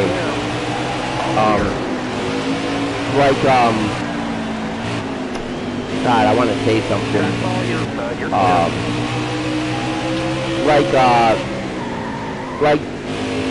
God, I forgot what I was gonna say. Like, this game, the AI in this game, they race a lot better than, like, all my other racers, like Gran Turismo. I'm talking about the AI in those games. The AI in this game races better than the AI in, like, Gran Turismo and Project Cars 2 and, you know, all those other ones. As Austin Dillon, oh my God, get sidewinded. That should be a caution. As we're a lap down, guys. I didn't even know we were a lap down. But we are a lap down, and actually we're not going to pit. Actually, I think we are going to pit. It seems like everybody's pitting here. Yeah, so we're going to pit here. And we're going to take 1-4, and we're going to refix the damage. As that was our teammate, Austin Dillon, that actually spun out. We'll just take 4 tires just to be safe. But yeah, this AI drives better than like half of my other racers that I got on my PS4 Pro. And I love the AI. I love the racing in this game. This game has, as we got the free pass, we're back on lead lap. But like I said, guys, like this game has great, the AI races very, very intelligently in this game. And the draft has a lot to do with that, as Alex Bowman tries to ride on front bumper. I don't know if I did that. Like, I don't know if I did that, but I'm in the back of the pack right now. I don't know if I did that or Alex Bowman did that. But anyways, guys, as I was saying, and that was a dirty move by me. But like I said, guys, like they race very, very good and very, very intelligently, and they race better than half of the simulation racers that I have. The only problem with it is that the AI in this game tries to do it, they over-obsessively make contact with you, and they make stupid decisions. So that's all I'm trying to say with the AI. I mean, I'm not trying to say that it's garbage and they don't race good and it's a bad racer and this AI does not race well. They do, they race very intelligently. The only thing about it is that they overdo it. They overdo it. You know, they constantly try to make contact with you, especially if you try to run a clean race with them. Like, you know, they'll kind of bump you and they'll kind of try to force your car into making a mistake, or they'll try to crash into you to put some kind of damage on your car. Now I know that it's hard, even in real life, it's hard to keep a stock car clean. Like, it's hard to not have damage on your car. I know that in real life, it's very hard to do that, because you're going to make contact with either the wall, or you're going to make contact with somebody. That's how racing is. But I mean, they try to over-excessively do it, and they try to over-excessively make contact with you, which is unnecessary. Like what Austin Dillon did. Austin Dillon just did that on purpose, just as if with another. It's just, oh my god. It's just stupid. Stupid random stuff like that. And that caution, I actually was, you know, like ahead of the or seeing the caution happening. And it was just, I don't know, I think Austin Dillon did that on purpose. You know, like, you know what I'm saying? Like, he did that on purpose just to cause a caution. It's just stupid. That's why I think yellow flags, they're not a joke in this game, but they're like kind of like, I don't know, like, sometimes they benefit you and sometimes they don't. You know, like in pitting situations, like, if you don't pit, like I did it before. Just to try to test it out. I did it before with this game. I had like really, my tires were really worn, and like I had like five laps to go on my fuel, and we were still like in the middle of the race, and the AI pitted, and I did not pit, and I had to restart.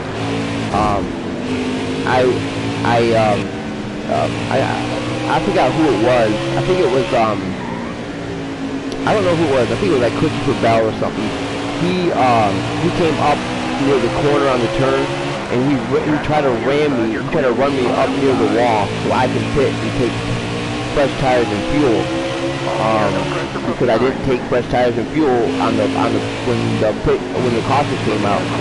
So I just think that this game, I don't know. It just says, hey, you went off strategy here. You should have pitted or got fresh tires and fuel when the caution came out. And he tried to make another caution with me just so I can get fresh tires and fuel. I don't know, that's how I feel, guys. I don't know. Like I said, if you guys feel the same way with the AI and the decisions, just post a comment and let me know if that happens to you, or if you feel the same way. I just think they're not scripted. I don't think they're scripted. I mean, I ran on a couple green flag runs, like long ones without a caution before. And if they were scripted, you would think that they would come in a certain, or you'll know when the caution comes. So I don't know, guys. If you feel the same way that I do, just post a comment and let me know if you feel the same way that I do about the game. You know, I just think the game like kind of helps you out a little bit when cautions do occur, and if you don't pit, like if you don't pit and you don't take tires or fuel, and you're going to be on that long run, they don't want you to go into the pit and make a green stop pit run, or go into the pit yourself. Oh, Denny Hamlin gets loose there. I kind of saved Denny there. I didn't want a caution to occur, so I kind of saved him right there, but I kind of hit the wall. Because I didn't want Denny to spin out and cause another caution, so I kind of saved him. But I hit the wall, and I took a lot of damage because I didn't want Denny Hamlin to spin out. But do you see what I'm saying, guys? In this game, like, I don't know, man. It's just I love the game. It just feels like some parts of it are just bullshit, and you know, like, oh, you were supposed to take fuel or tires or whatever, you know, and then the game is like giving me an extra caution just so I can do it. I don't know, guys. Like I said, post a comment if you feel like you know, that happens with you. You know, like, post a comment and say, hey, I understand where you're coming from, and what you're doing, and how do you feel. I mean, like right now, I'm talking and showing my frustration with this game, and I'm not really sticking to my game plan. I'm not riding in the top, staying on the bottom, but the only reason why I'm doing that is because I'm trying to be trying to catch up to Kyle Busch, and I'm trying to, because I do really want to win this race at Bristol, because we go to Richmond, and I'm not really comfortable with Richmond. I mean, I feel more comfortable with Bristol than Richmond. There's something about Richmond that I don't really feel comfortable about. So that's why I really like Bristol here, and you know, I really do want to run here in Bristol. But it's just a lot of short tracks that I think that this game struggles with, and the AI is just really not that well. They don't race well, and oh, there's another caution. They don't really run well when it comes to we're just gonna take right side. They don't really run well with short tracks. You know, like, there's been a ton of cautions. There've been a ton of cautions here at Bristol.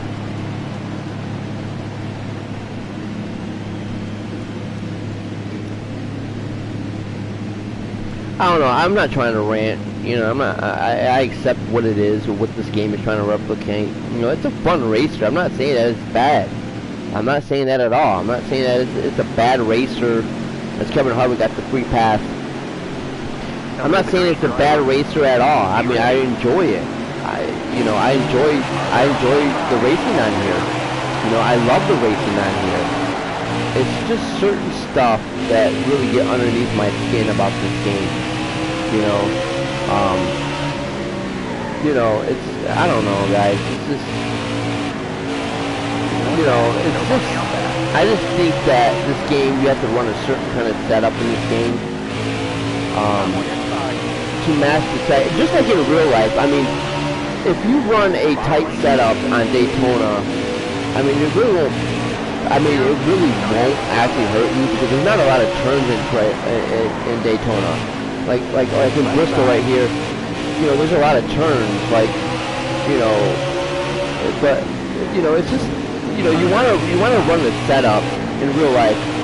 You want to run a setup that's benefiting you and the track. Like, you don't never want to run a loose setup on,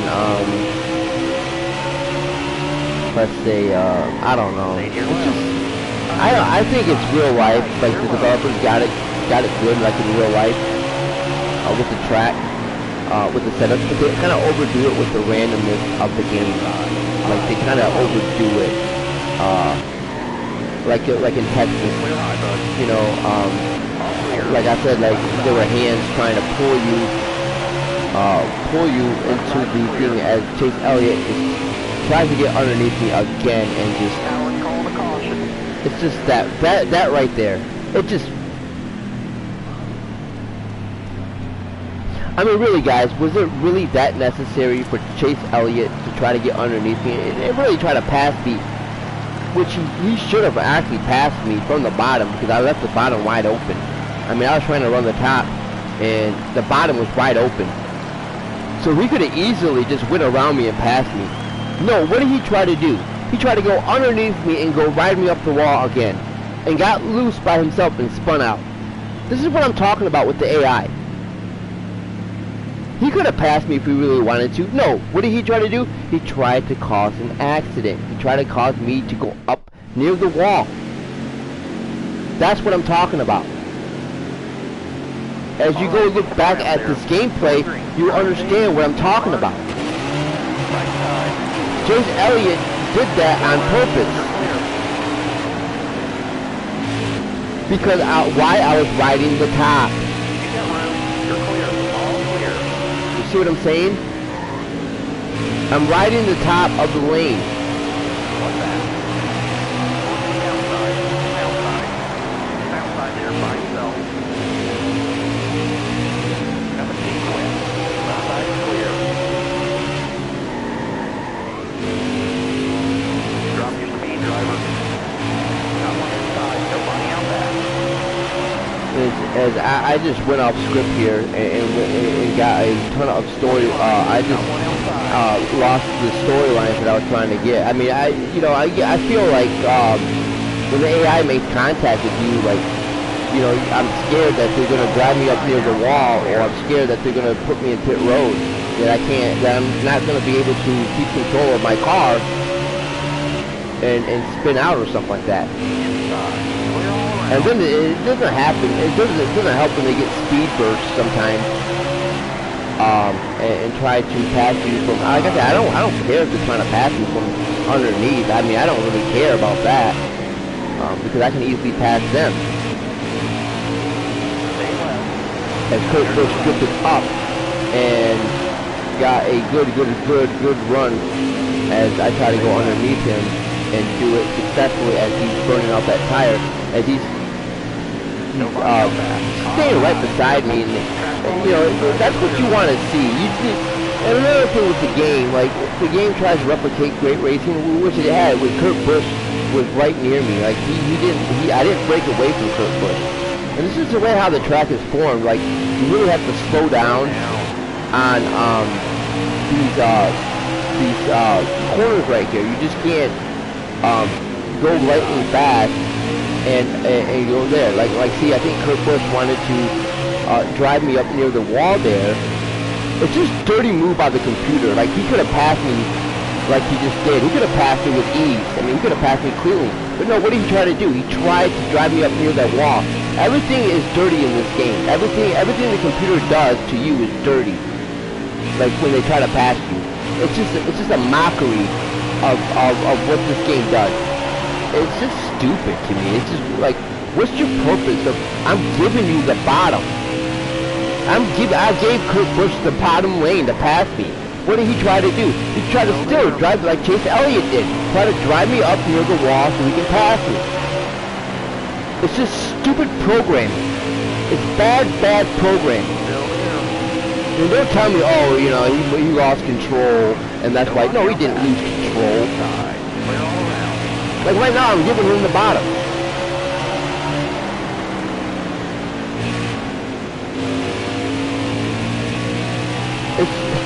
I mean, if you go back and you look at my gameplay, that's how it is.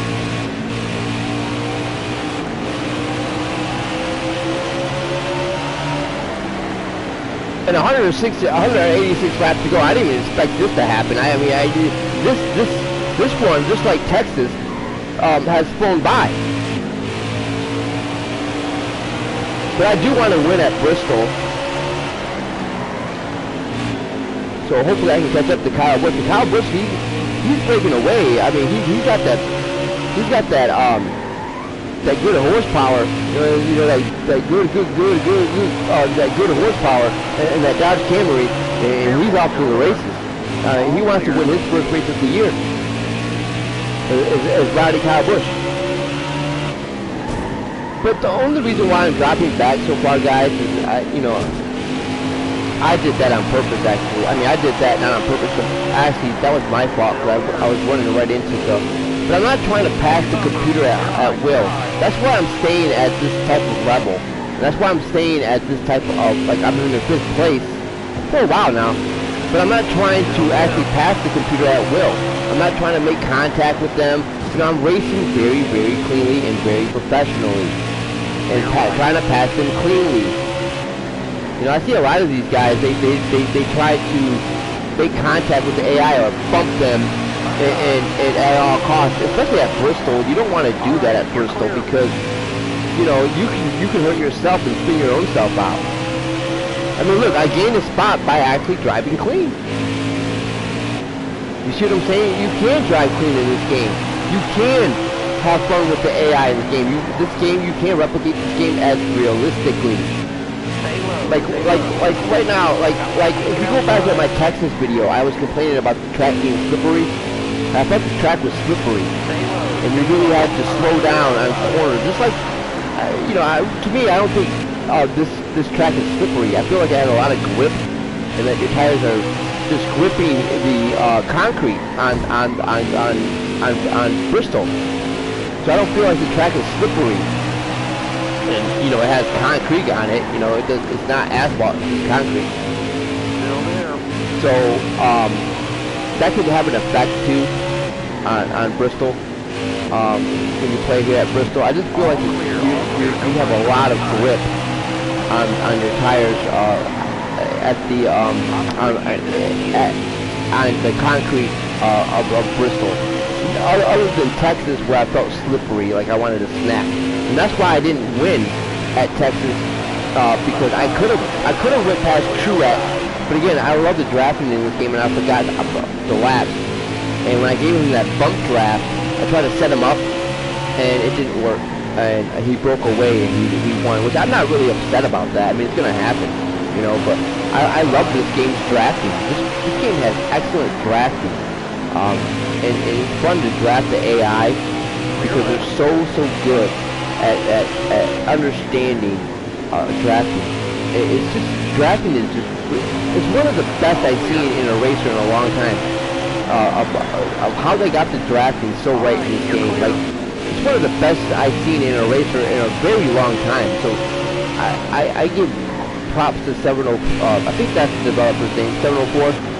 I give props to them in a big cheers for making the drafting so good in this game. Like, this game replicates drafting to a T in real life. The only bad thing about it is that you don't feel the downforce of the car when you're drafting. Like, you know, sometimes you'll feel like the downforce of the back of your tires. You don't feel that in this game, because this game doesn't have downforce feedback. Like on the rest of it, like Gran Turismo and Project Cars 2, you feel the downforce on your wheel when you play those games.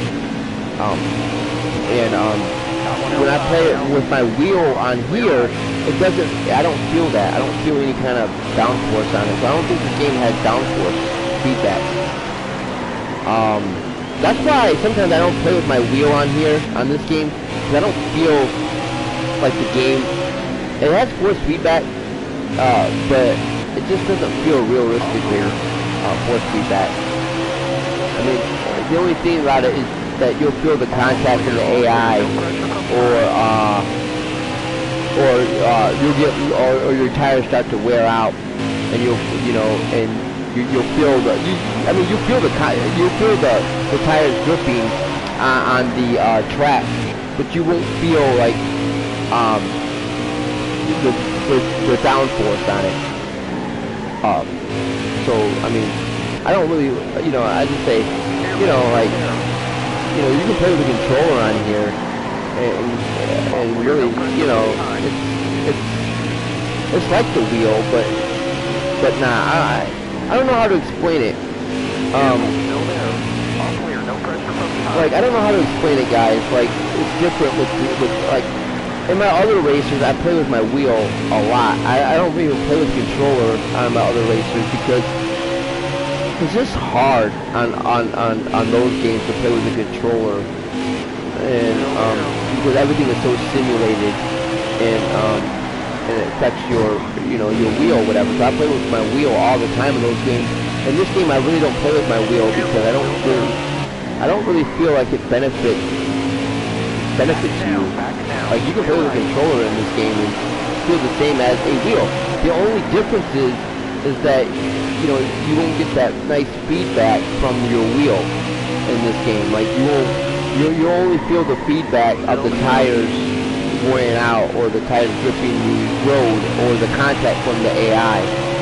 That's the only thing that you'll feel on the wheel. So I just don't play with my wheel sometimes because I don't feel like it's necessary for me to play with it with the wheel.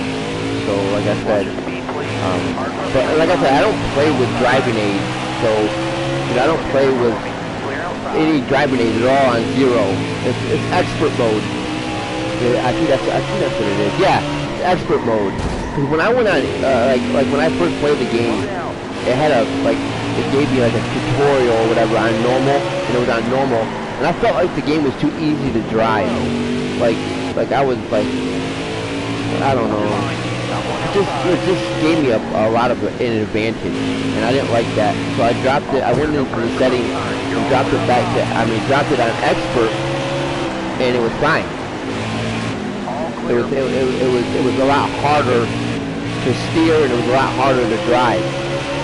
So I thought, yeah, that's what setting I want. Because I want a challenge. I mean, I don't want the game to steer for me.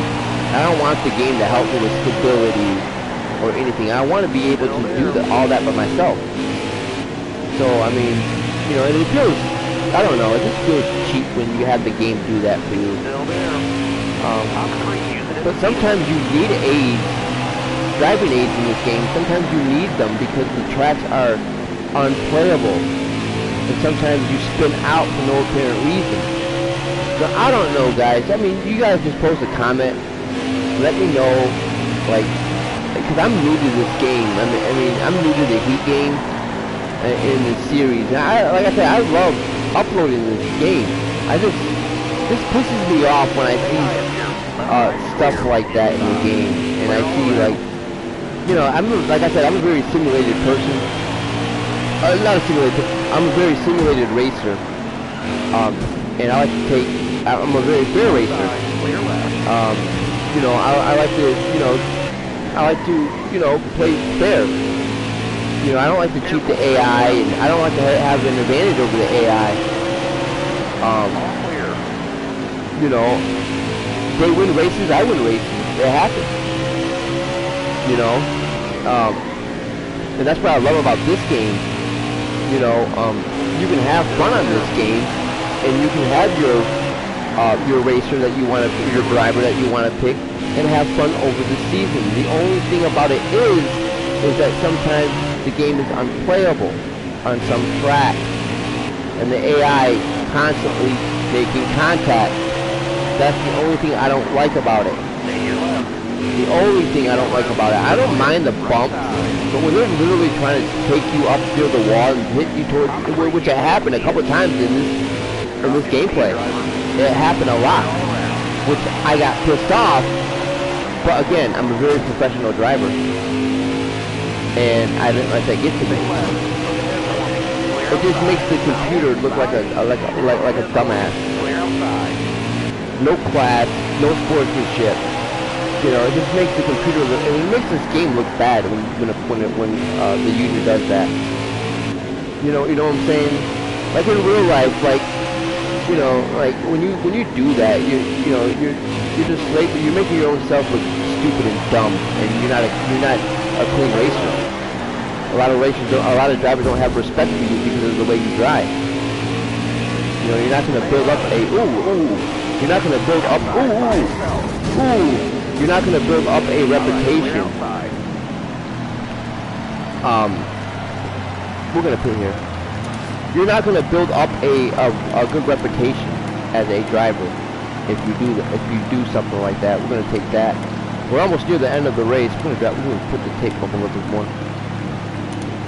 But you're not going to build up a good reputation as a good driver or as a clean driver. You're going to be represented as a very dirty driver, and other drivers are not going to have respect for you.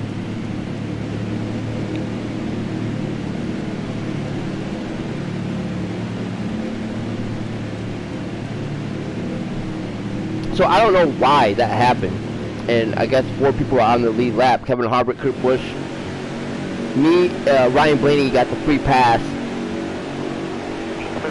as Kyle Busch. Wow, what a restart. Holy shit, what a restart. Oh my god. I felt like I was on steroids. It really did. I just came out from the top and just burnt fucking Harvick right off the fucking like, what a restart, guys. Like, what was that? Like, I do. Oh my god, I was like, I was surprised myself. Like, I was chilling. Speed there, as you see Truex getting fucking loose down there, and he's gonna spin out. Probably another caution. Holy shit, guys. I did not expect that to happen, actually. We're not going to pit. I did not expect that to happen. Like, I just flew all the way to the top. But I passed Kyle Busch and his brother Kurt Busch in a matter of seconds. And I just jumped right up there. Like, that's the first time I've ever seen that in this game. Like, I know I had good restarts, but not like that. Like, I was surprised. I had to slow down, guys. Like, I thought the game was gonna do something. I don't know. I just went off like a fucking rocket. That was the fastest restart I had in this series with Tyler Reddick. But anyways, Martin Truex is on the he's got the free pass. He's on the lead lap. As he's trying to win his second race of the year. So we'll see. Holy shit, that's another fast restart. Oh my god. Don't save it, Kyle, save it, Kyle. Oh my god. I did not mean to do that to Kyle Busch. As Kevin Harvick and Kyle Busch is on the bottom and dealing with that. And we're trying to break away from the pack. We haven't broke away from the pack. We've been in that little middle section of the pack or whatever. So, you know, if we can break away from Kyle, and you see Blaney trying to win his first race of the year too, as he's down low with his buddy Reddick. Reddick and Blaney have really not gotten much contact with each other, as I hit that wall right there because I didn't really want to slow down, because you have to really slow down on that area. Maybe it's the setup that I'm using. But you know, Blaney and Reddick really have not been in serious like contact with each other this year. They're having a lot of respect for each other and not making contact. So is Kurt Busch and Reddick, as so is Ryan Newman. Ryan Newman really hasn't made much contact with Reddick. They have a lot of respect for Tyler Reddick right here, as you see Ryan Newman up top, and Alex Bowman actually having a good year, as he was he got third place at Texas, and really looking for that win though. Alex Bowman is really looking for that win. Just like a lot of drivers right here are looking for a good healthy win, as we try to stay up top here and see the positioning of the race, as Ryan Newman is in 8th place, but he's in front of Reddick, and Reddick's in 5th place. So it's all about positioning, and some of these guys are a lap down, and they're really trying to get to the lap back. They really can't do that, as Alex Bowman gets a speed burst from down low and tries to get underneath Reddick and put him towards the wall again. So a lot of contact by these drivers of doing that, as Matthew Benedetto goes sideways, but actually saves his car. So what a great job by Matthew Benedetto of slipping and saving the car, as another caution would not occur, as I felt I was getting up there again, as fucking Amarola spun out again. Guys, again, guys, I'm going to say it again. They're trying to get underneath me and force me up that wall again. It's just, it's a joke. It's a joke how this game is. Like, that's the second time that happened. Like I don't know what it is with this game. I don't get it. Why is Amarola doing that and trying to cause another caution? And again, it's always with you. It's never with the other AI bots. It's always with you. It's bullshit. As Clint Boyer's got the free pass. I don't know, guys. It just really pisses me off when the game does that. It's like it's intentional. It's always with you too. It's never with the other AI bots. It's always with you. You don't see Amarola doing that to Kyle Busch or the other AI bot. Always with you. It's dumb. It's stupid and dumb. Again, like Truex. Again, see, look at this. I mean, just gets freight trained by Truex, as he just came storming down the bottom of the lane. That's another thing I can't stand. The AI does not pass you cleanly in this game. They don't. They don't respect your position. Like right there, like Bladesxonly. They don't respect your ability. They don't respect your position. They don't. That's why there's accidents that's constantly happening. Again, off a restart, the AI just has magical grip and magical speed as they try to get past me. Again, on certain tracks. It's broken. It is. It's broken. Absolute broken. I mean, I hate to say it, guys, but it is. It's broken. It's broken. It's absolute broken. This game is broken. Like I said, I never played the Heat games. I know there's like Heat 4 and Heat 3 or whatever, but I'm pretty sure those games are just like this game. I'm pretty sure they're like this game. I don't know, guys. It just feels cheap, and it's like the game does not want you to win when they do stuff like that. It's cheap and it's I mean, look at the lead that Kyle Busch got.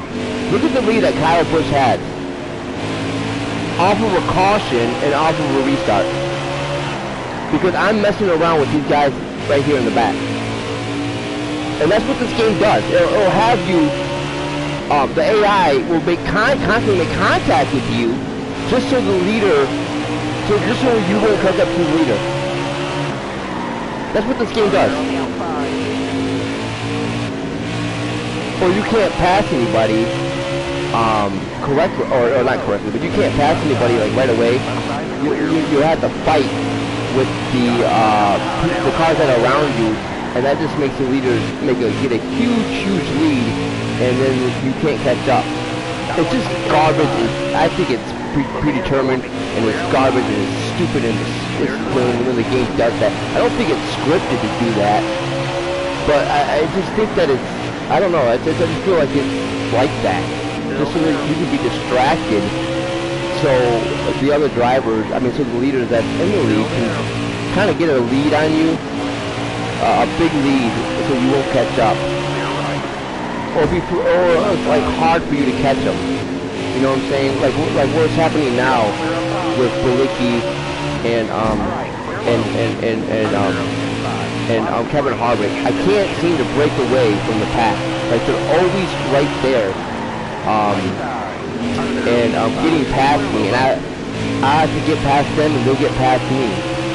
You know what I'm saying? Like I can't really break away from them and actually get up there and pass them. It's just they pass me and I pass them. So it's all what the game wants, I guess. I don't know. I just feel like it's like that sometimes. I don't have a problem with it. I mean, it's good racing. But what I do have a problem with is the AI is constantly trying to drive you up near the wall. That's why I'm not going up top that much. And maybe because I have drafting partners enabled. Like I have it enabled. The drafting partners enabled. So maybe that's why the AI is constantly doing that. But a setting, you shouldn't have to fuck with a setting to play a certain track. The AI should already know. The AI should already recognize that, hey, you can't draft on this track. You can't. I mean, I'm pretty sure you can give them bug draft, but you can't draft on this track. Like you can't draft anybody on this track. You really have to take your time and pass people cleanly. And it's kind of hard in this game to do that because this game was already built for the AI to make contact with you. Like right now, I'm in clean air. Like I'm in clean air, and this has been the first time I've been in clean air in a long time. You know, like it feels good when you're out in clean air, and you do that. And you see Kyle Busch, he's got a pretty big lead. And again, this is what this game does. It has you fuck with the people in the back, so it'll be hard for you to catch the leader. You see what I'm saying now? I mean, it's like that. I noticed that in this game. It's just cheap and it's garbage, it's bullshit. I think they do that for the user. You know, they just do that. It's just no sense for that. Because they have no confidence in their AI to have a nice clean race. So the game is going to do that to make the AI just a little bit, you know, like you're saying, wow, you know, Kyle Busch is really fast. When in reality, he's not. The game is just fucking you over by having these stupid other drivers in front of you, so you can fight with them, and it's hard for you to catch the leader. That's all it is. I mean, I'm not trying to rant here or whatever, and I have no problem if Kyle Busch wins the race. He needs to win in the season. But all I'm trying to say is make it realistically. Make the outcomes realistically. This game does not do that. It cheats for the AI. You see what William Byron's doing? William Byron is just right there. He won't let me through. And then when I get past Ricky Stenhouse or William Byron, they always try to drift you up near that wall. It's broken. It's absolutely broken. You know, it's just, I don't know, it's just weird how the AI is in this game. You know, I don't know, man, it just feels cheap on certain situations. You know, it doesn't feel like it's balanced well. Like again, you go, my other video I was saying about that, this game is just, it's not balanced. You know, with the AI and the user, it's just having a lot of balancing issues. And that's something that needs to really be fixed. You know, as we go to Kyle Busch, and we see Kyle Busch, but again, he's not in the lead. Ryan Blaney's in the lead as he's caught up in lap traffic. You know, that's another thing that really needs to change in this game. If you're a fast car, if you got like a top five car, and I understand, it's like that in a real NASCAR too, you can get caught up in lap traffic and have the guys in the back catch up to you. But I mean, come on, I mean, look at this. Christopher Bell is holding up Kyle Busch. I think Christopher Bell is like a lap down. Yeah, see, I mean, that should never happen, man. I mean, I'm not saying it should never happen. I'm just saying, like, Kyle Busch can get in front of Christopher Bell if he really wants to. As again, I'm leading. It's been the first time I led in a really long time. I think I led in the beginning when I had that massive damage on my hood there. And we got 98 laps to go, and this is where I want to be actually. But you know, I don't know if a caution is going to occur, but I'm pretty sure a caution is going to occur.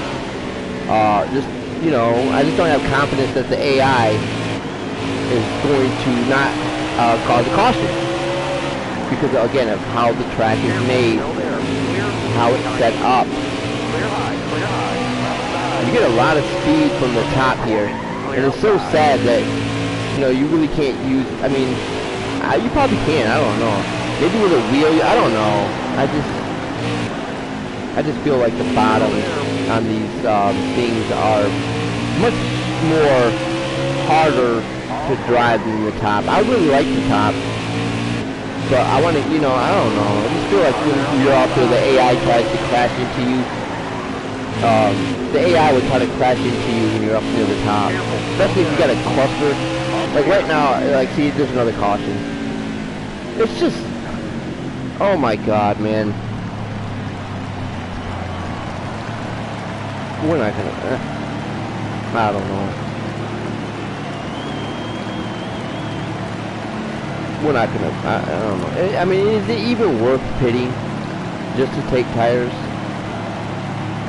I mean, we got 94 laps to go. My estimated fuel is at 110. So is it really worth,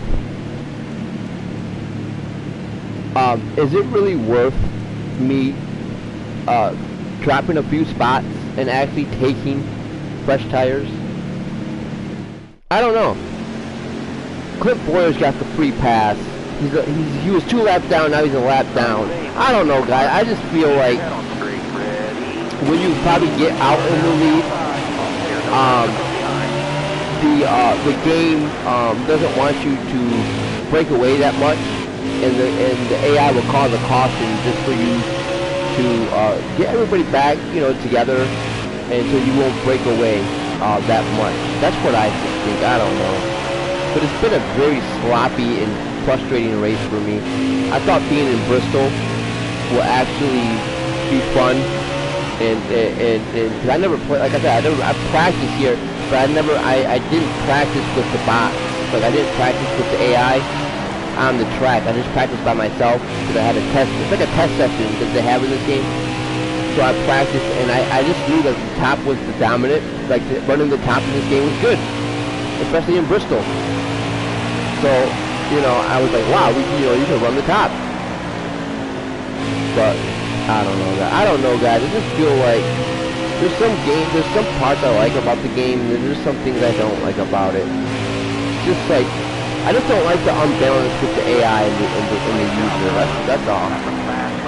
As we just ran the fastest lap of the, I'm gonna say the stage here.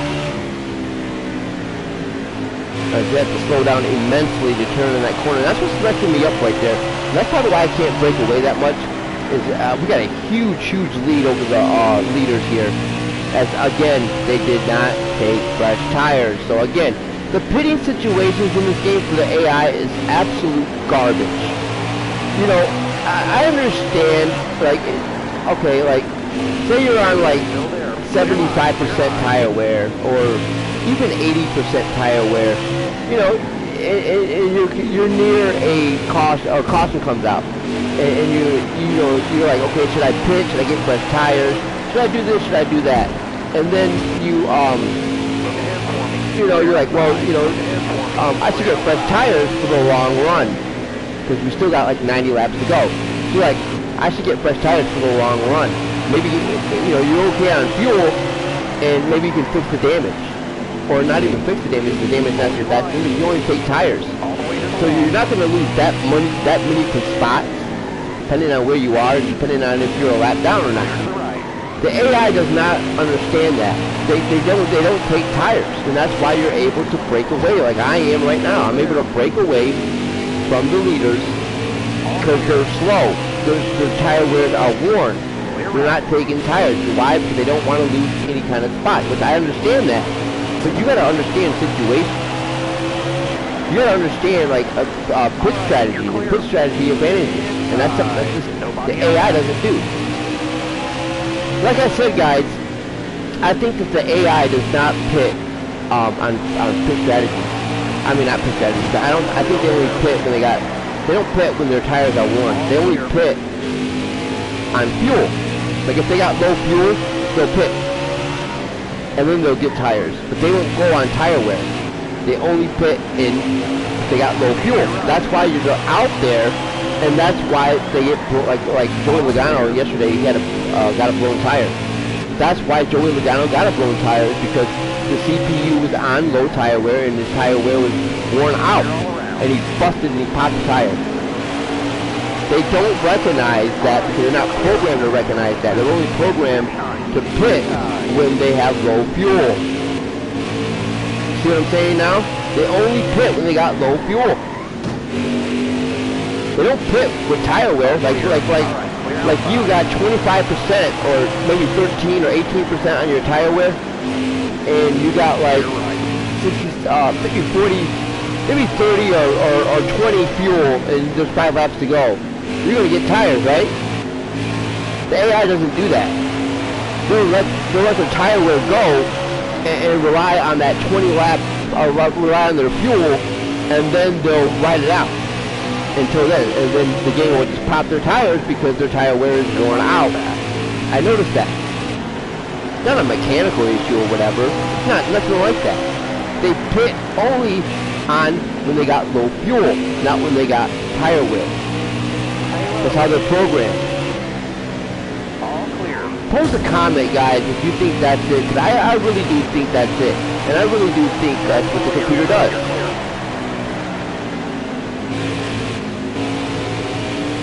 They don't pit when they got low tire wear. They don't. They'll be out there and they'll let their tires pop. They won't go to the pit and change tires. They only pit on fuel situations when they got low fuel. Clear high, bud.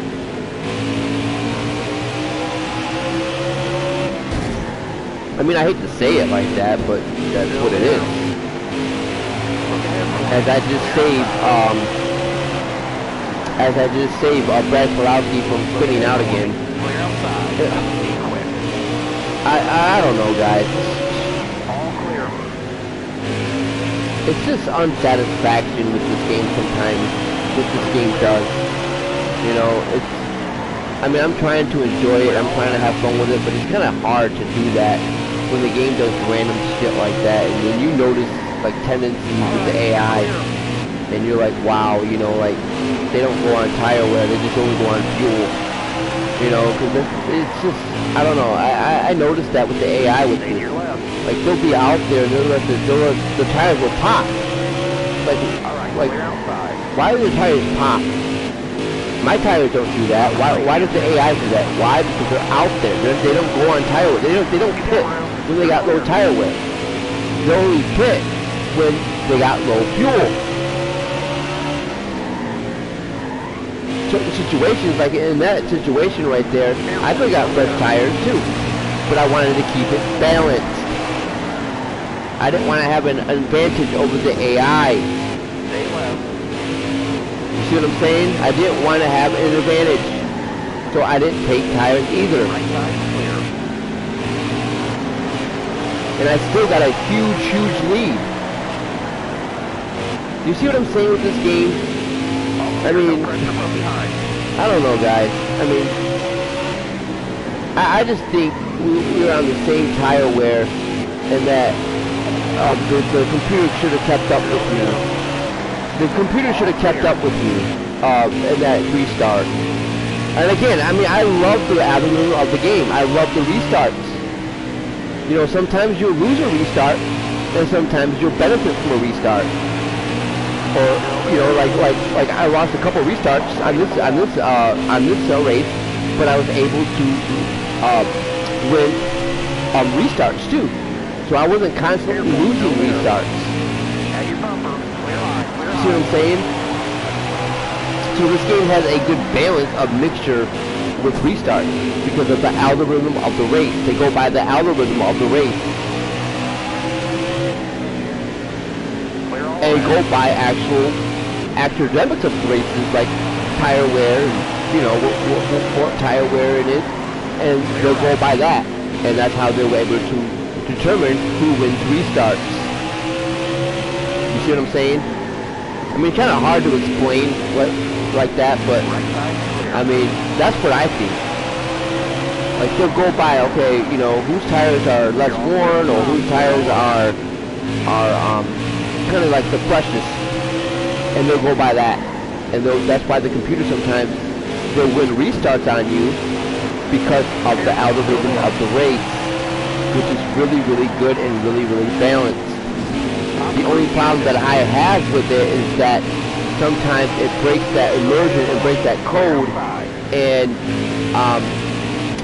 the CPU won't take tires. You see what I'm saying? They won't take tires. They just won't.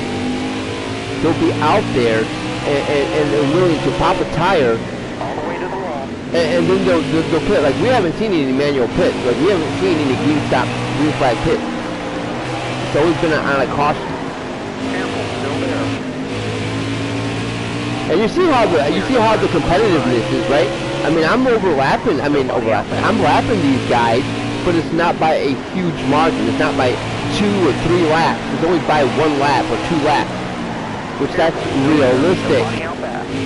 That is realistic. You shouldn't overlap the computer 3, 4, 5 times. And then what? What are you proving? You're gonna be bored. See what I'm saying? But you want some kind of a big lead in case that restart does come, that there'll be a lap down or 2 laps down. But again, that should have never happened. You know, Despite their tire wear, they should have kept up with me on that restart. That was bullshit. That's one thing I do not like about the game. With restarts, I mean, I think it's well balanced. They're well thought out, and I think they go by the tire wear. Who got the freshest tire wear on the restart, and that's why you can actually burn the CPU off a restart, like I just did. Because probably I had freshest tires than they. But again, they could have pitted and prevented that, and actually, try to get an advantage and get that and be in front and win a restart. But that's why I didn't take tires either, because again, I don't want to have an advantage over the computer. I like to keep everything balanced. Stay on the bottom. I'm not going to say, well, I'm going to take fresh tires, and they're not. I mean, I know it's not the smartest strategy, but you don't want any kind of, like when you play these seasons or championship modes, you don't want any type of an advantage over your opponent. You want to keep everything, you want to keep the game balanced with you and the AI. You don't want an advantage over the AI. I mean, what are you proving? You're going to say, oh yeah, I won the race, yeah, because I was on fresh tires and the computer wasn't. I mean, are you really going to feel good about yourself?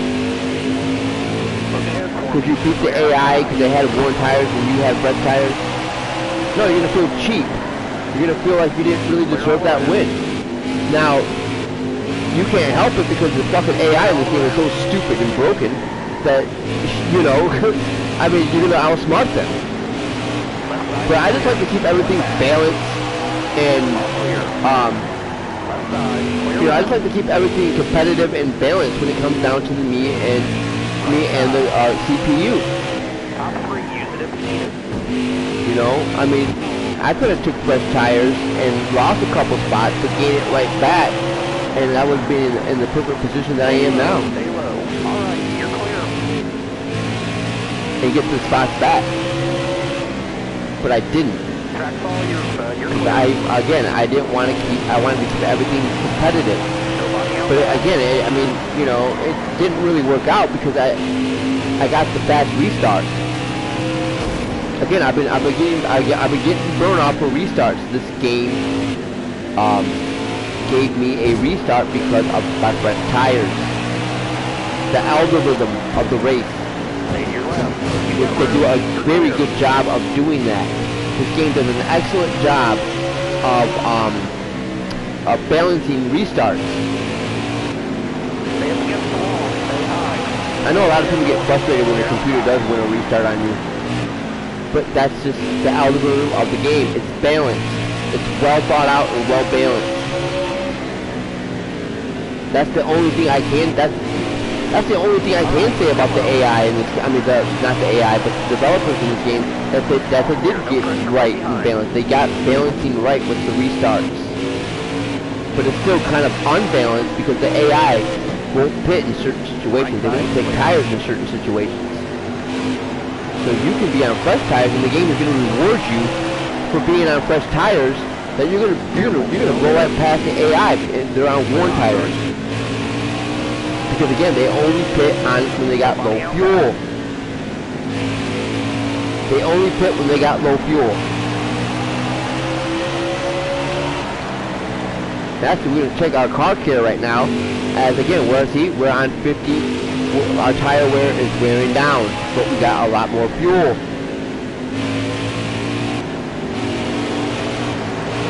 You see what I'm saying, guys?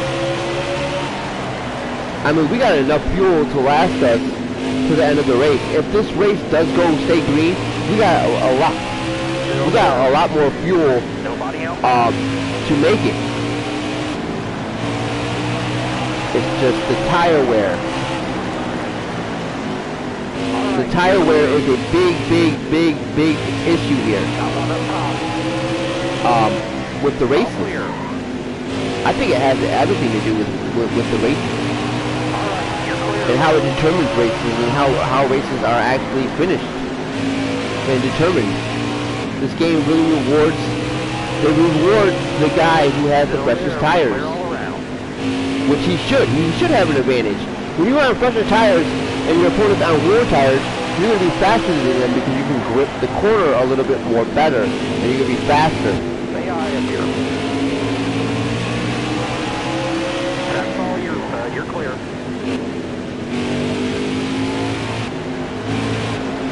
I don't know, guys. I mean, I went off script, like, again, just to show my frustration with this game.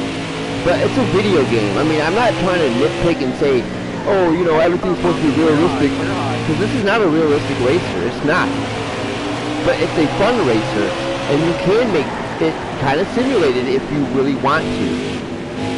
If you get past all the bullshit and the randomness of the game, you can make this, you can act like it's a simulated racer, because it does have simulated fundamentals to it. Like tire wear and fuel and getting loose and track temperatures. Does that affect your tires and track temperatures? Will you get loose on corners? Stuff like that. If they go by track temperature, they can get rid of the track randomness. Like real life. If they go by track temperatures. But they don't have that. I don't think they really can afford to do that in this game. I don't think they can really afford to have like track temperatures and aero damage, how aero affects, you know, your top speed and the downforce of the car and the wind blowing towards, you know, your car. Because right now I should not be going. I should be going decent, but I should not be going top speed that the car is offering because of the damage on the car. Look at my hood. The wind is going in the holes and affecting that damage and affecting my top speed. But I don't think this game replicates that. I don't know if it does. I don't know if it does. I never tried it out. So I don't know if it does or not, but I just feel like it doesn't. Because I can go like 210 miles an hour in Daytona on the same damage that I got right now. So I don't think, I should not be going that fast on Daytona with this kind of damage. All the way up. Get up. Especially with like Johnson and Byron here.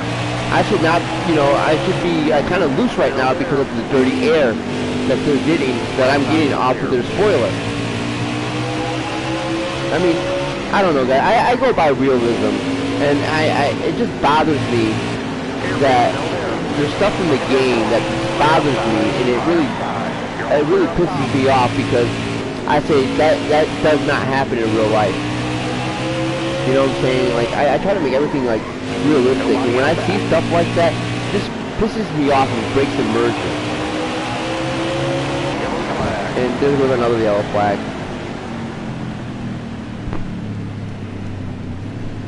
So again, guys, look at it.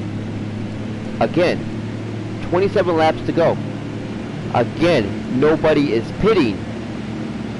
You see what I'm saying? Nobody is pitting. I could easily pit, just get fresh tires, no fuel, and no damage, and not lose any spots. I mean, we'll lose a couple of spots, but it won't hurt me because everybody's not on the lead lap. But I'm not going to pit. And I think I should still be on lead lap. Yeah, see, Kyle Busch got the free pass. So again, you know, I did what I wanted to do, and I did my goal. But again, I didn't want to.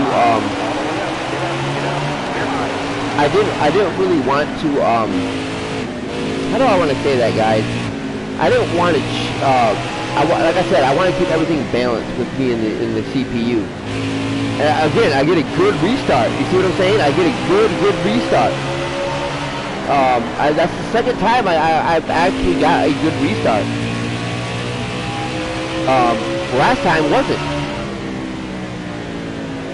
But man, I love Bristol. I just don't like how it's run in this game. I love the track. Don't get me wrong. I love the track in Bristol. Never went to Bristol actually, but want to. after probably the pandemic's over of the coronavirus, I probably will take a trip out to Tennessee and go out to Bristol. You know, I want to go out to Bristol when there's like a lot of fans. I want to experience the fans. You know, like a full Bristol. I heard this was like the loudest. It is the loudest track in Nascar. I mean, look at it. It's like a coliseum. Bristol is. It's like the loudest, especially in night races. You know, Bristol can get really, really loud. You know. But I love Bristol. It's like one of my best tracks. I love it in video, especially not in video games actually. Like I said, it's unplayable sometimes. Like the track is unplayable in video game racers because of, again, how it is, and it's had its history in the past of having a lot of accidents. You see what I'm saying? As David Reagan slams on his brakes again. Actually, it wasn't really a smart thing to do, though. I mean, you know, I was right by his bumper and tried to give him a thing, but he didn't really want to go anywhere. So, you know, there goes Kyle Busch. Kyle Busch is in second, and you know, it looks like he's not going to get his first win of the year as we get by Kyle and actually put him 2 laps down. Actually, yep, we're going to put him 2 laps down. As we got 16 laps to go here in Bristol, and again, guys, we put everybody a lap down. So, I mean, I put everybody maybe a lap down, 2 laps down. This is 104 difficulty. So this is one off the top difficulty at 105. I believe at 105 difficulty is like this too. You just gotta wait a little longer for their tire wear to wear down, so you can actually do what I'm doing right now to the AI. Because again, I mean, I'm gonna be honest, guys. If it's like that, like if it's really like what I think it is, like with tire wear, like you have to actually wait till the computer actually, you know, gets their tire wear down and all that. If it's like that, if it's like that, and they do actually play like it's real life, the AI, you would never beat the AI because of how it's programmed. Like you have to wait until the tire wear actually goes down to pass them. Like they would be on your ass and pass you every second they have because they're always on fresh tires. And I got right now I got it on 104 difficulty, and I got it on the tire wear. I got the computer tire wear on normal, and the only reason why I have it on normal is because I don't want their tires to bust, like pop, like what Joey Logano did in Texas yesterday. His tire popped. You see what I'm saying? His tire did pop, and that was because of the tire wear, and his tire was on normal wear. So, I mean, I don't want to be too unrealistic with the computer. I don't want them to put it on less wear and have their fucking hug that bottom line, and you know, because they'll be really OP. They'll start hitting corners at top speed because their tire wear is not falling off right. So I want them semi-fast. So in the long run, this won't happen in the long run. Like what I'm doing now, overlapping the computer, not but lapping them. And it's gonna happen. And even in real NASCAR, it happens. You know, when you have actually I did a dirty move. That was dirty of me. But actually, when you on short tracks, you can. You know, it's gonna happen it's gonna happen. You're gonna put a couple guys, you know, a lap down, or even 2 or 3 laps down. So it happens in real life.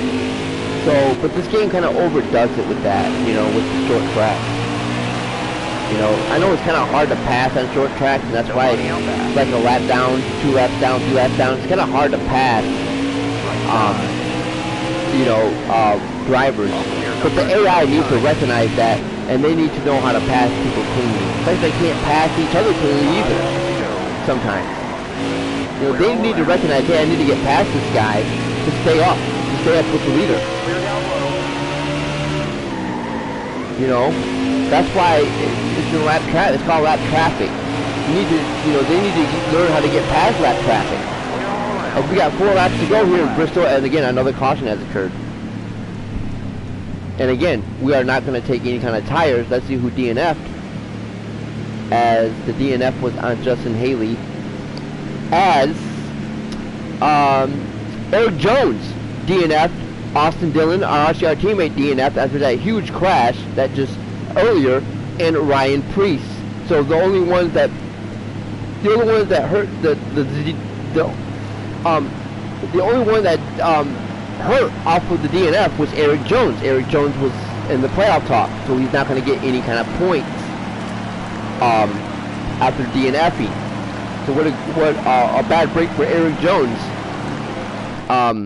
As we go into overtime, and Kyle Busch got the free pass. So let's see if Kyle can actually get past. Let's see if he can get past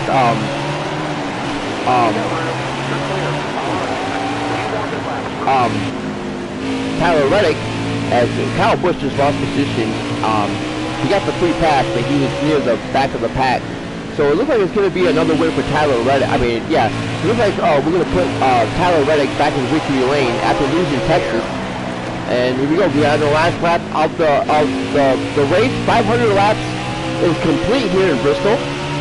502 actually. So probably was like 500 laps. So we had to go. So here we go. Tyler Reddick is back in victory lane as he wins here in Tennessee, Bristol. As that was a well-deserved win by Tyler Reddick actually. As we're going to start the burnout. And again, the new paint scheme, I mean the paint scheme might have had something to do with it, because Tyler Reddick changed his paint scheme as we burn out here in Bristol, as we don't hit the wall, just like we did in Homestead, Miami. We do another burnout, and Tyler Reddick, for the 4th time this year, has actually won races. So he's going to be happy about this win, as actually, I wanted to win here in Bristol, and it's very good. Thing. He had a couple struggles during this race. He crashed a couple times, and but he never let go and kept his composure and won here in Bristol. So what a great job by Tyler Reddick of winning his 4th race of the year, as he's going to burn out one more time and hits the wall. So what a great job by Tyler Reddick and that number 8 crew of putting Tyler Reddick in victory lane and putting that number 8 Caterpillar car back in victory lane, as we're going to burn out one more time and celebrate with the fans. And we're going to hit 4th gear. We're going to hit 4th gear as he's going to do his traditional backwards thing and celebrate with the fans as we take a look at the standings. So Tyler Reddick won his 4th race of the year, putting that number 8 Caterpillar car in victory lane, as Kyle Busch again got hit with the caution bug, just as in Texas, and just all year long he has been hit by that caution bug. Cannot have good restarts after the caution has occurred. As Kevin Harvick got in 3rd, and Ryan Blaney still searching for that 1st win, just like Kyle Busch, and Kurt Busch got number 5th. Clint Boyer got 6th. Josh Bilicki is still in that top 10, but still searching for that win. Denny Hamlin came in 8th. Alex Bowman had another good outing as he came in 3rd. And no, I think he came in 2nd place in Texas. I'm not sure. No, I came in 2nd. He came in 3rd in Texas. And Daniel Suarez actually crept back into the top 10. So what a great job for Daniel Suarez representing Gaunt Brothers Racing, and that rounds out the top 10. And that's the only 2 people were on lead lap today here in Bristol. And that's going to happen in these short tracks. It's hard to pass people here in the short tracks, especially here in Bristol. But what a great job by Tyler Reddick of putting that number 8 Caterpillar car in victory lane for the 4th time this year. As we look at the other standings, as Ryan Newman got in the top 15. So what a great job for Ryan Newman, and Matthew Benedetto is showing signs of being fast again. Chase Elliott back in the 15th, and Brad Karowski is in 15th place. And Eric Amarola, Cole Custer, Joey Logano is really falling back on the standings. So after DNFing yesterday, he really didn't show. I don't know. He had a fast car. I just felt back. Like I said, very tough here in Bristol. And BJ McLeod actually got a 19th. So another top 20 for BJ McLeod as John Hunter Nemechek rounds out the top 20. And they're going to the bottom of the order, guys. As Chris Buescher, Jimmy Johnson. Jimmy Johnson did not have a good day, so he's going to fall down on points too, as he did not get a top 20. So what a tough break for Jimmy. As we try to look at another one, as William Byron, again, after that strong start here in Texas, and he really got back into the playoff talk. He's falling back. So and there it is. As I think Martin Truex Jr. I'm not sure. I think Martin Truex Jr. DNF, guys, because he was 32 laps down. I think he did DNF. Martin Truex Jr. So another Joe Gibbs racer. And Eric Jones, we were talking about in Texas that the only Joe Gibbs drivers that did not DNF was Eric Jones and Kyle Busch, as the trend broke. As Kyle Busch, I mean Eric Jones DNF today here in Bristol. So the only Joe Gibbs racer that did not DNF was Kyle Busch. So what a bad break for Kyle Busch. I mean Eric Jones, as he took his first DNF of the year. Martin Truex Jr., I believe he DNF'd too. He took his second DNF of the year as he DNF'd in Homestead, Miami.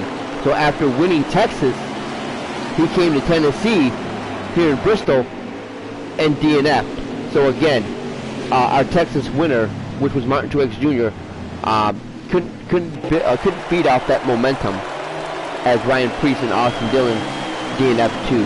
So really, I think 4 drivers DNF'd here in Bristol. As there goes your standing, guys, as we're going to celebrate with Tyler Reddick here in Victory Lane with his pit crew. So what a great job by Tyler of bouncing back from Texas after that, not a heartbreak loss in Texas. He came in the top 10, got second place, very respectable, but he wanted to win at Texas but couldn't do it.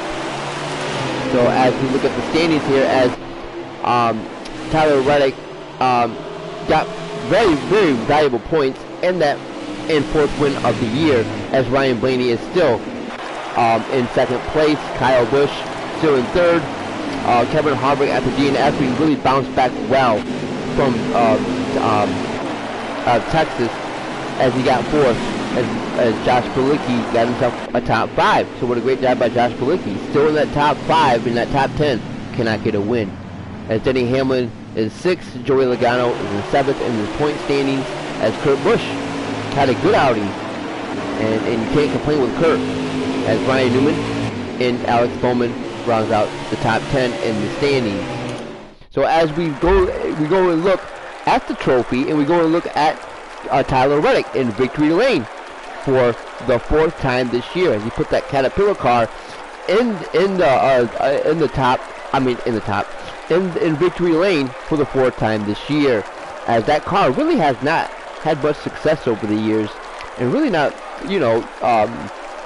used to being in Victory Lane that much. But Tyler Reddick, man, he's putting that car in Victory Lane and really changing the history of that car, and saying this car is not the number 31 car, this car is the number 8 car, and I'm driving it, and yeah, different outcomes, and yeah, different things. So there goes your Bristol winner here, Tyler Reddick.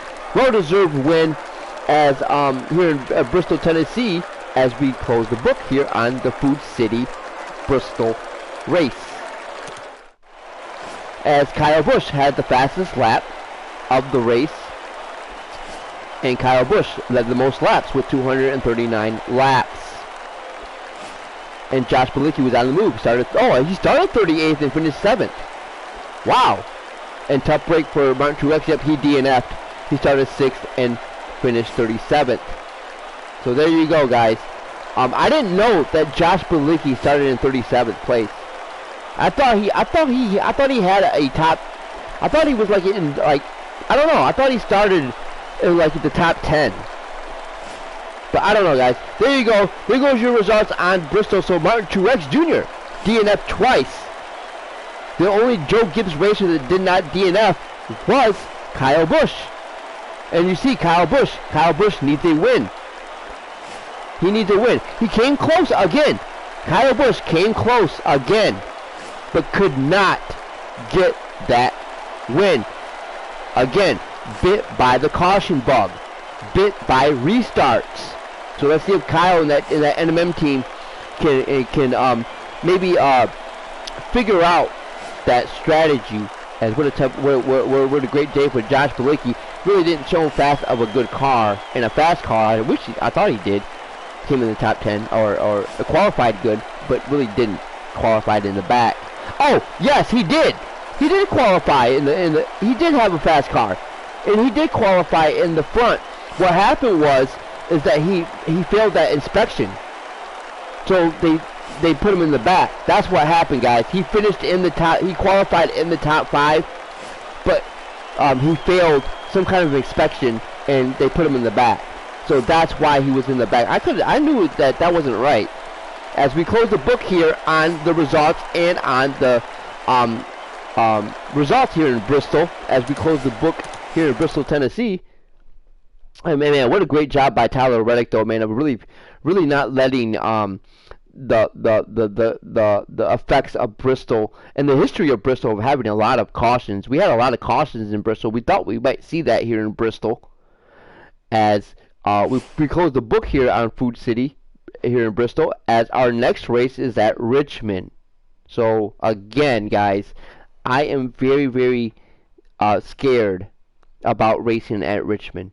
I don't think it was that bad at Bristol. I mean, I got frustrated, and I went off script again about how this game is with short tracks and the AI. I just can't stand some of the stuff that's in this game, guys. I mean, I really didn't experience that when I first played the game, because I was playing at super speedways. But as I'm playing these other tracks, I'm starting to notice the flaws, and I'm starting to notice the same kind of stuff that the AI does in this game, and it really pisses me off. It does. It bothers me that this game is like that.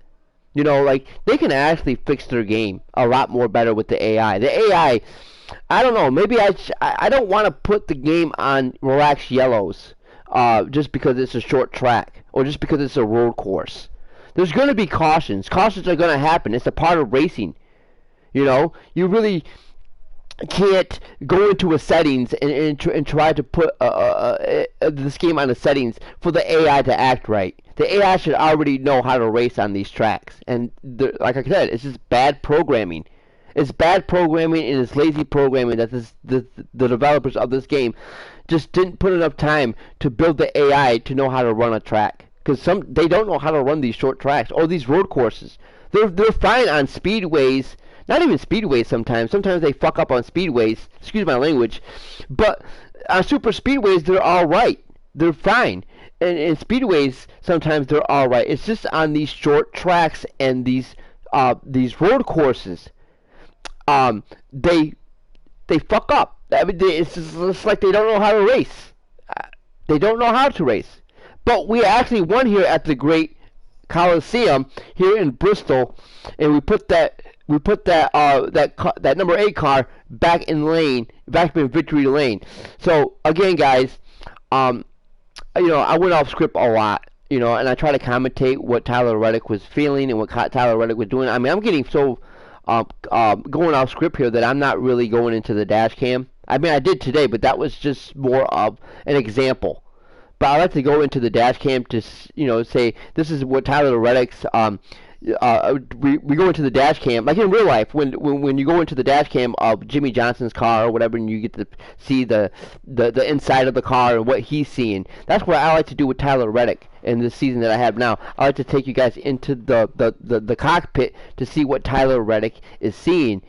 That's what I like to do, and I kind of went off script a lot like that because again, I wanted to tell you guys how frustrated I am with this game. I'm not really frustrated. I'm just really don't like how the AI races in some of these tracks. I think it's bad programming, and I think it's bad. I mean, the 704 really needs to actually build a new foundation for this game if they want this game to be successful. I mean, I don't know. Like I said, I mean, they really need to actually build a new AI. Keep the drafting like it is, and keep the good parts of the AI, and just build from that, and have build of the have a different structure of racing with the AI and the user, with short tracks and um and um and road courses. I know they're trying to it's not really their fault. I know they're trying to kind of because NASCAR has a lot of crashes over a race, and they have a lot of they have a lot of crashes, and that, but that's more of rivalries, or that's more of the car getting loose, and just going into the pack or whatever, but what I mean by caution is, but the AI tries to do that, but they try to do it with you, and they try to crash you all the time. It's never with the other AI bots, and if you do, you don't see it. I mean, we seen one with Austin Dillon. He tried to cause the big one in Bristol, and I don't really think that was the big one, because it didn't really affect anybody. It just affected him. So usually the big one affects a lot of cars, and a lot of cars DNFs. So I really don't think. I think the game tried to do the big one, but it really didn't do a successful job. I don't know why it didn't. But the only thing, I think that it didn't affect anybody because I wasn't in there. I think the big one affects when you're in the big one in this game. So it's only it's always with you. It's never with the other AI bots. It's never with you. You see, I saved Denny Hamlin a lot of times. He was getting loose just because I was bumping him. And it's not because I was trying to bump him on purpose. It's just how this game is. Just how this game is programmed. You're really not trying to make contact with the AI, but you're making contact by the game. The game is forcing you to make contact with the AI. And it's a real hazard when these short tracks and these road courses, because the AI gets loose. And they get loose unrealistically. Like when you get behind somebody's bumper, you're gonna feel it right away, and they're gonna spin out instantly. If it's I can't really explain it, but you're not gonna bump a guy and then get off of him, and then right away he gets maybe a minute later he'll get loose, or 2 minutes later after the contact has already been made, and actually he saved it. The game will say, oh no, you made contact with that driver, so we're going to spin him out, and then they spin out the AI. That is unrealistic, and it really pisses me off when that happens in this game. But again, I don't let it get to me.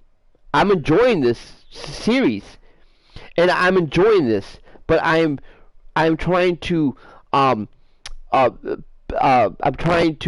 just being really nitpicky here, because like I said, I don't know. I just feel I'm a very simulated racer, and it just bothers me when I see stuff in the game do that sometimes. But hopefully 704 can, like I said, I'm not a really big channel. I mean, I'm very small, and I don't have a lot of subscribers. But that's why I'm trying to get my videos out there, so other people can view my videos and say, hey, I'm experiencing the same stuff that guy is experiencing. Let me post a comment on his channel to let him know that I'm experiencing that. Because I know a lot of people experience stuff like that in this game. So let me know, guys. I don't know, guys. Let me know. But I will be back tomorrow, and as we go to Richmond, as we go to the Owners 400 race at Richmond Raceway. So again, guys, Tyler Reddick is back in victory lane for the 4th time this year, and he has 4 wins, and he's good on points and playoff points as he's trying to separate himself from the pack. So again, guys, we are going to look at the season standings here and the playoff standings as we do everything, as really nothing's changed. Kevin Harvick and Denny Hamlin, Martin Truex Jr. and Jimmy Johnson is still right there. Ryan Blaney, Kyle Busch, Josh Bilicki, Joey Logano, Kurt Busch, Ryan Newman, Alex Bowman, and B.J. McLeod is still right there. Chase Elliott has moved up from the 16th spot actually, and Matthew Benedetto moved down. And again, Brad Keselowski. We just talked about it yesterday at the post game. Brad Keselowski got himself a good spot at Bristol and got himself in the playoffs. So remember, he was out of the playoffs, and now he got back in. So what a great job by Brad Keselowski, as somebody dropped out of the playoff talk. I don't know who it is. Maybe I gotta go look back and see who got off of it. But what a great job of Brad Keselowski of really bouncing back, because again he had at the beginning of the year he had a horrible time, guys. I mean he really did. He DNF'd twice.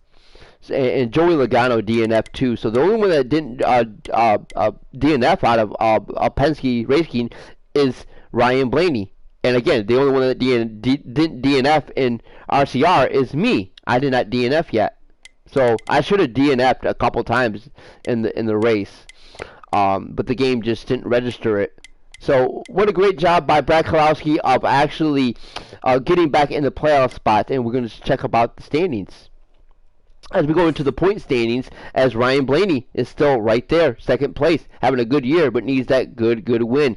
So with Kyle Busch is always leading the races, but always gets caught by the caution bug. As Kevin Harvick really bounced back from DNFing in Texas, as there he is, Josh Bilicki. There goes that man again, showing that he has that fast Chevrolet and finishing very strong, but needs a win. Denny Hamlin, again, in 6th place in the point standings, and Joey Logano doing really good for Roger Penske Racing, but needs a win. And Kurt Busch, again, right there, but needs that win. Needs that one magical win, as all these guys do. Ryan Newman, number 9, and Alex Bowman rounds off the top 10. So there you go. There's your point standing, guys. In the point standings, as Martin Truex Jr. I say Ryan Truex. Martin Truex Jr. is actually 13th. And really fell back down to earth after that huge win at Texas, but DNF'd in Bristol. So again, but he's still in the playoffs, as he's still got that magical first win. So there you go, guys. There goes your point standings of the season. Yeah, as we go back to the screen, and there you go, guys. So I wanted to bring this to my channel, and I wanted to finish Bristol. Actually, I enjoyed my race at Bristol, but a lot of frustration with the game and a lot of problems that this game has. But hopefully they can get back and get over that next year's game. And that's why I'm trying to really force my feedback with this game and do the problems with this game. They can clean some of this game up. I know. I mean, like I said, I'm new to this Heat game, and I really didn't play the previous games, but I'm playing this game, and I looked at gameplay from other Heat games, and they're still in this game.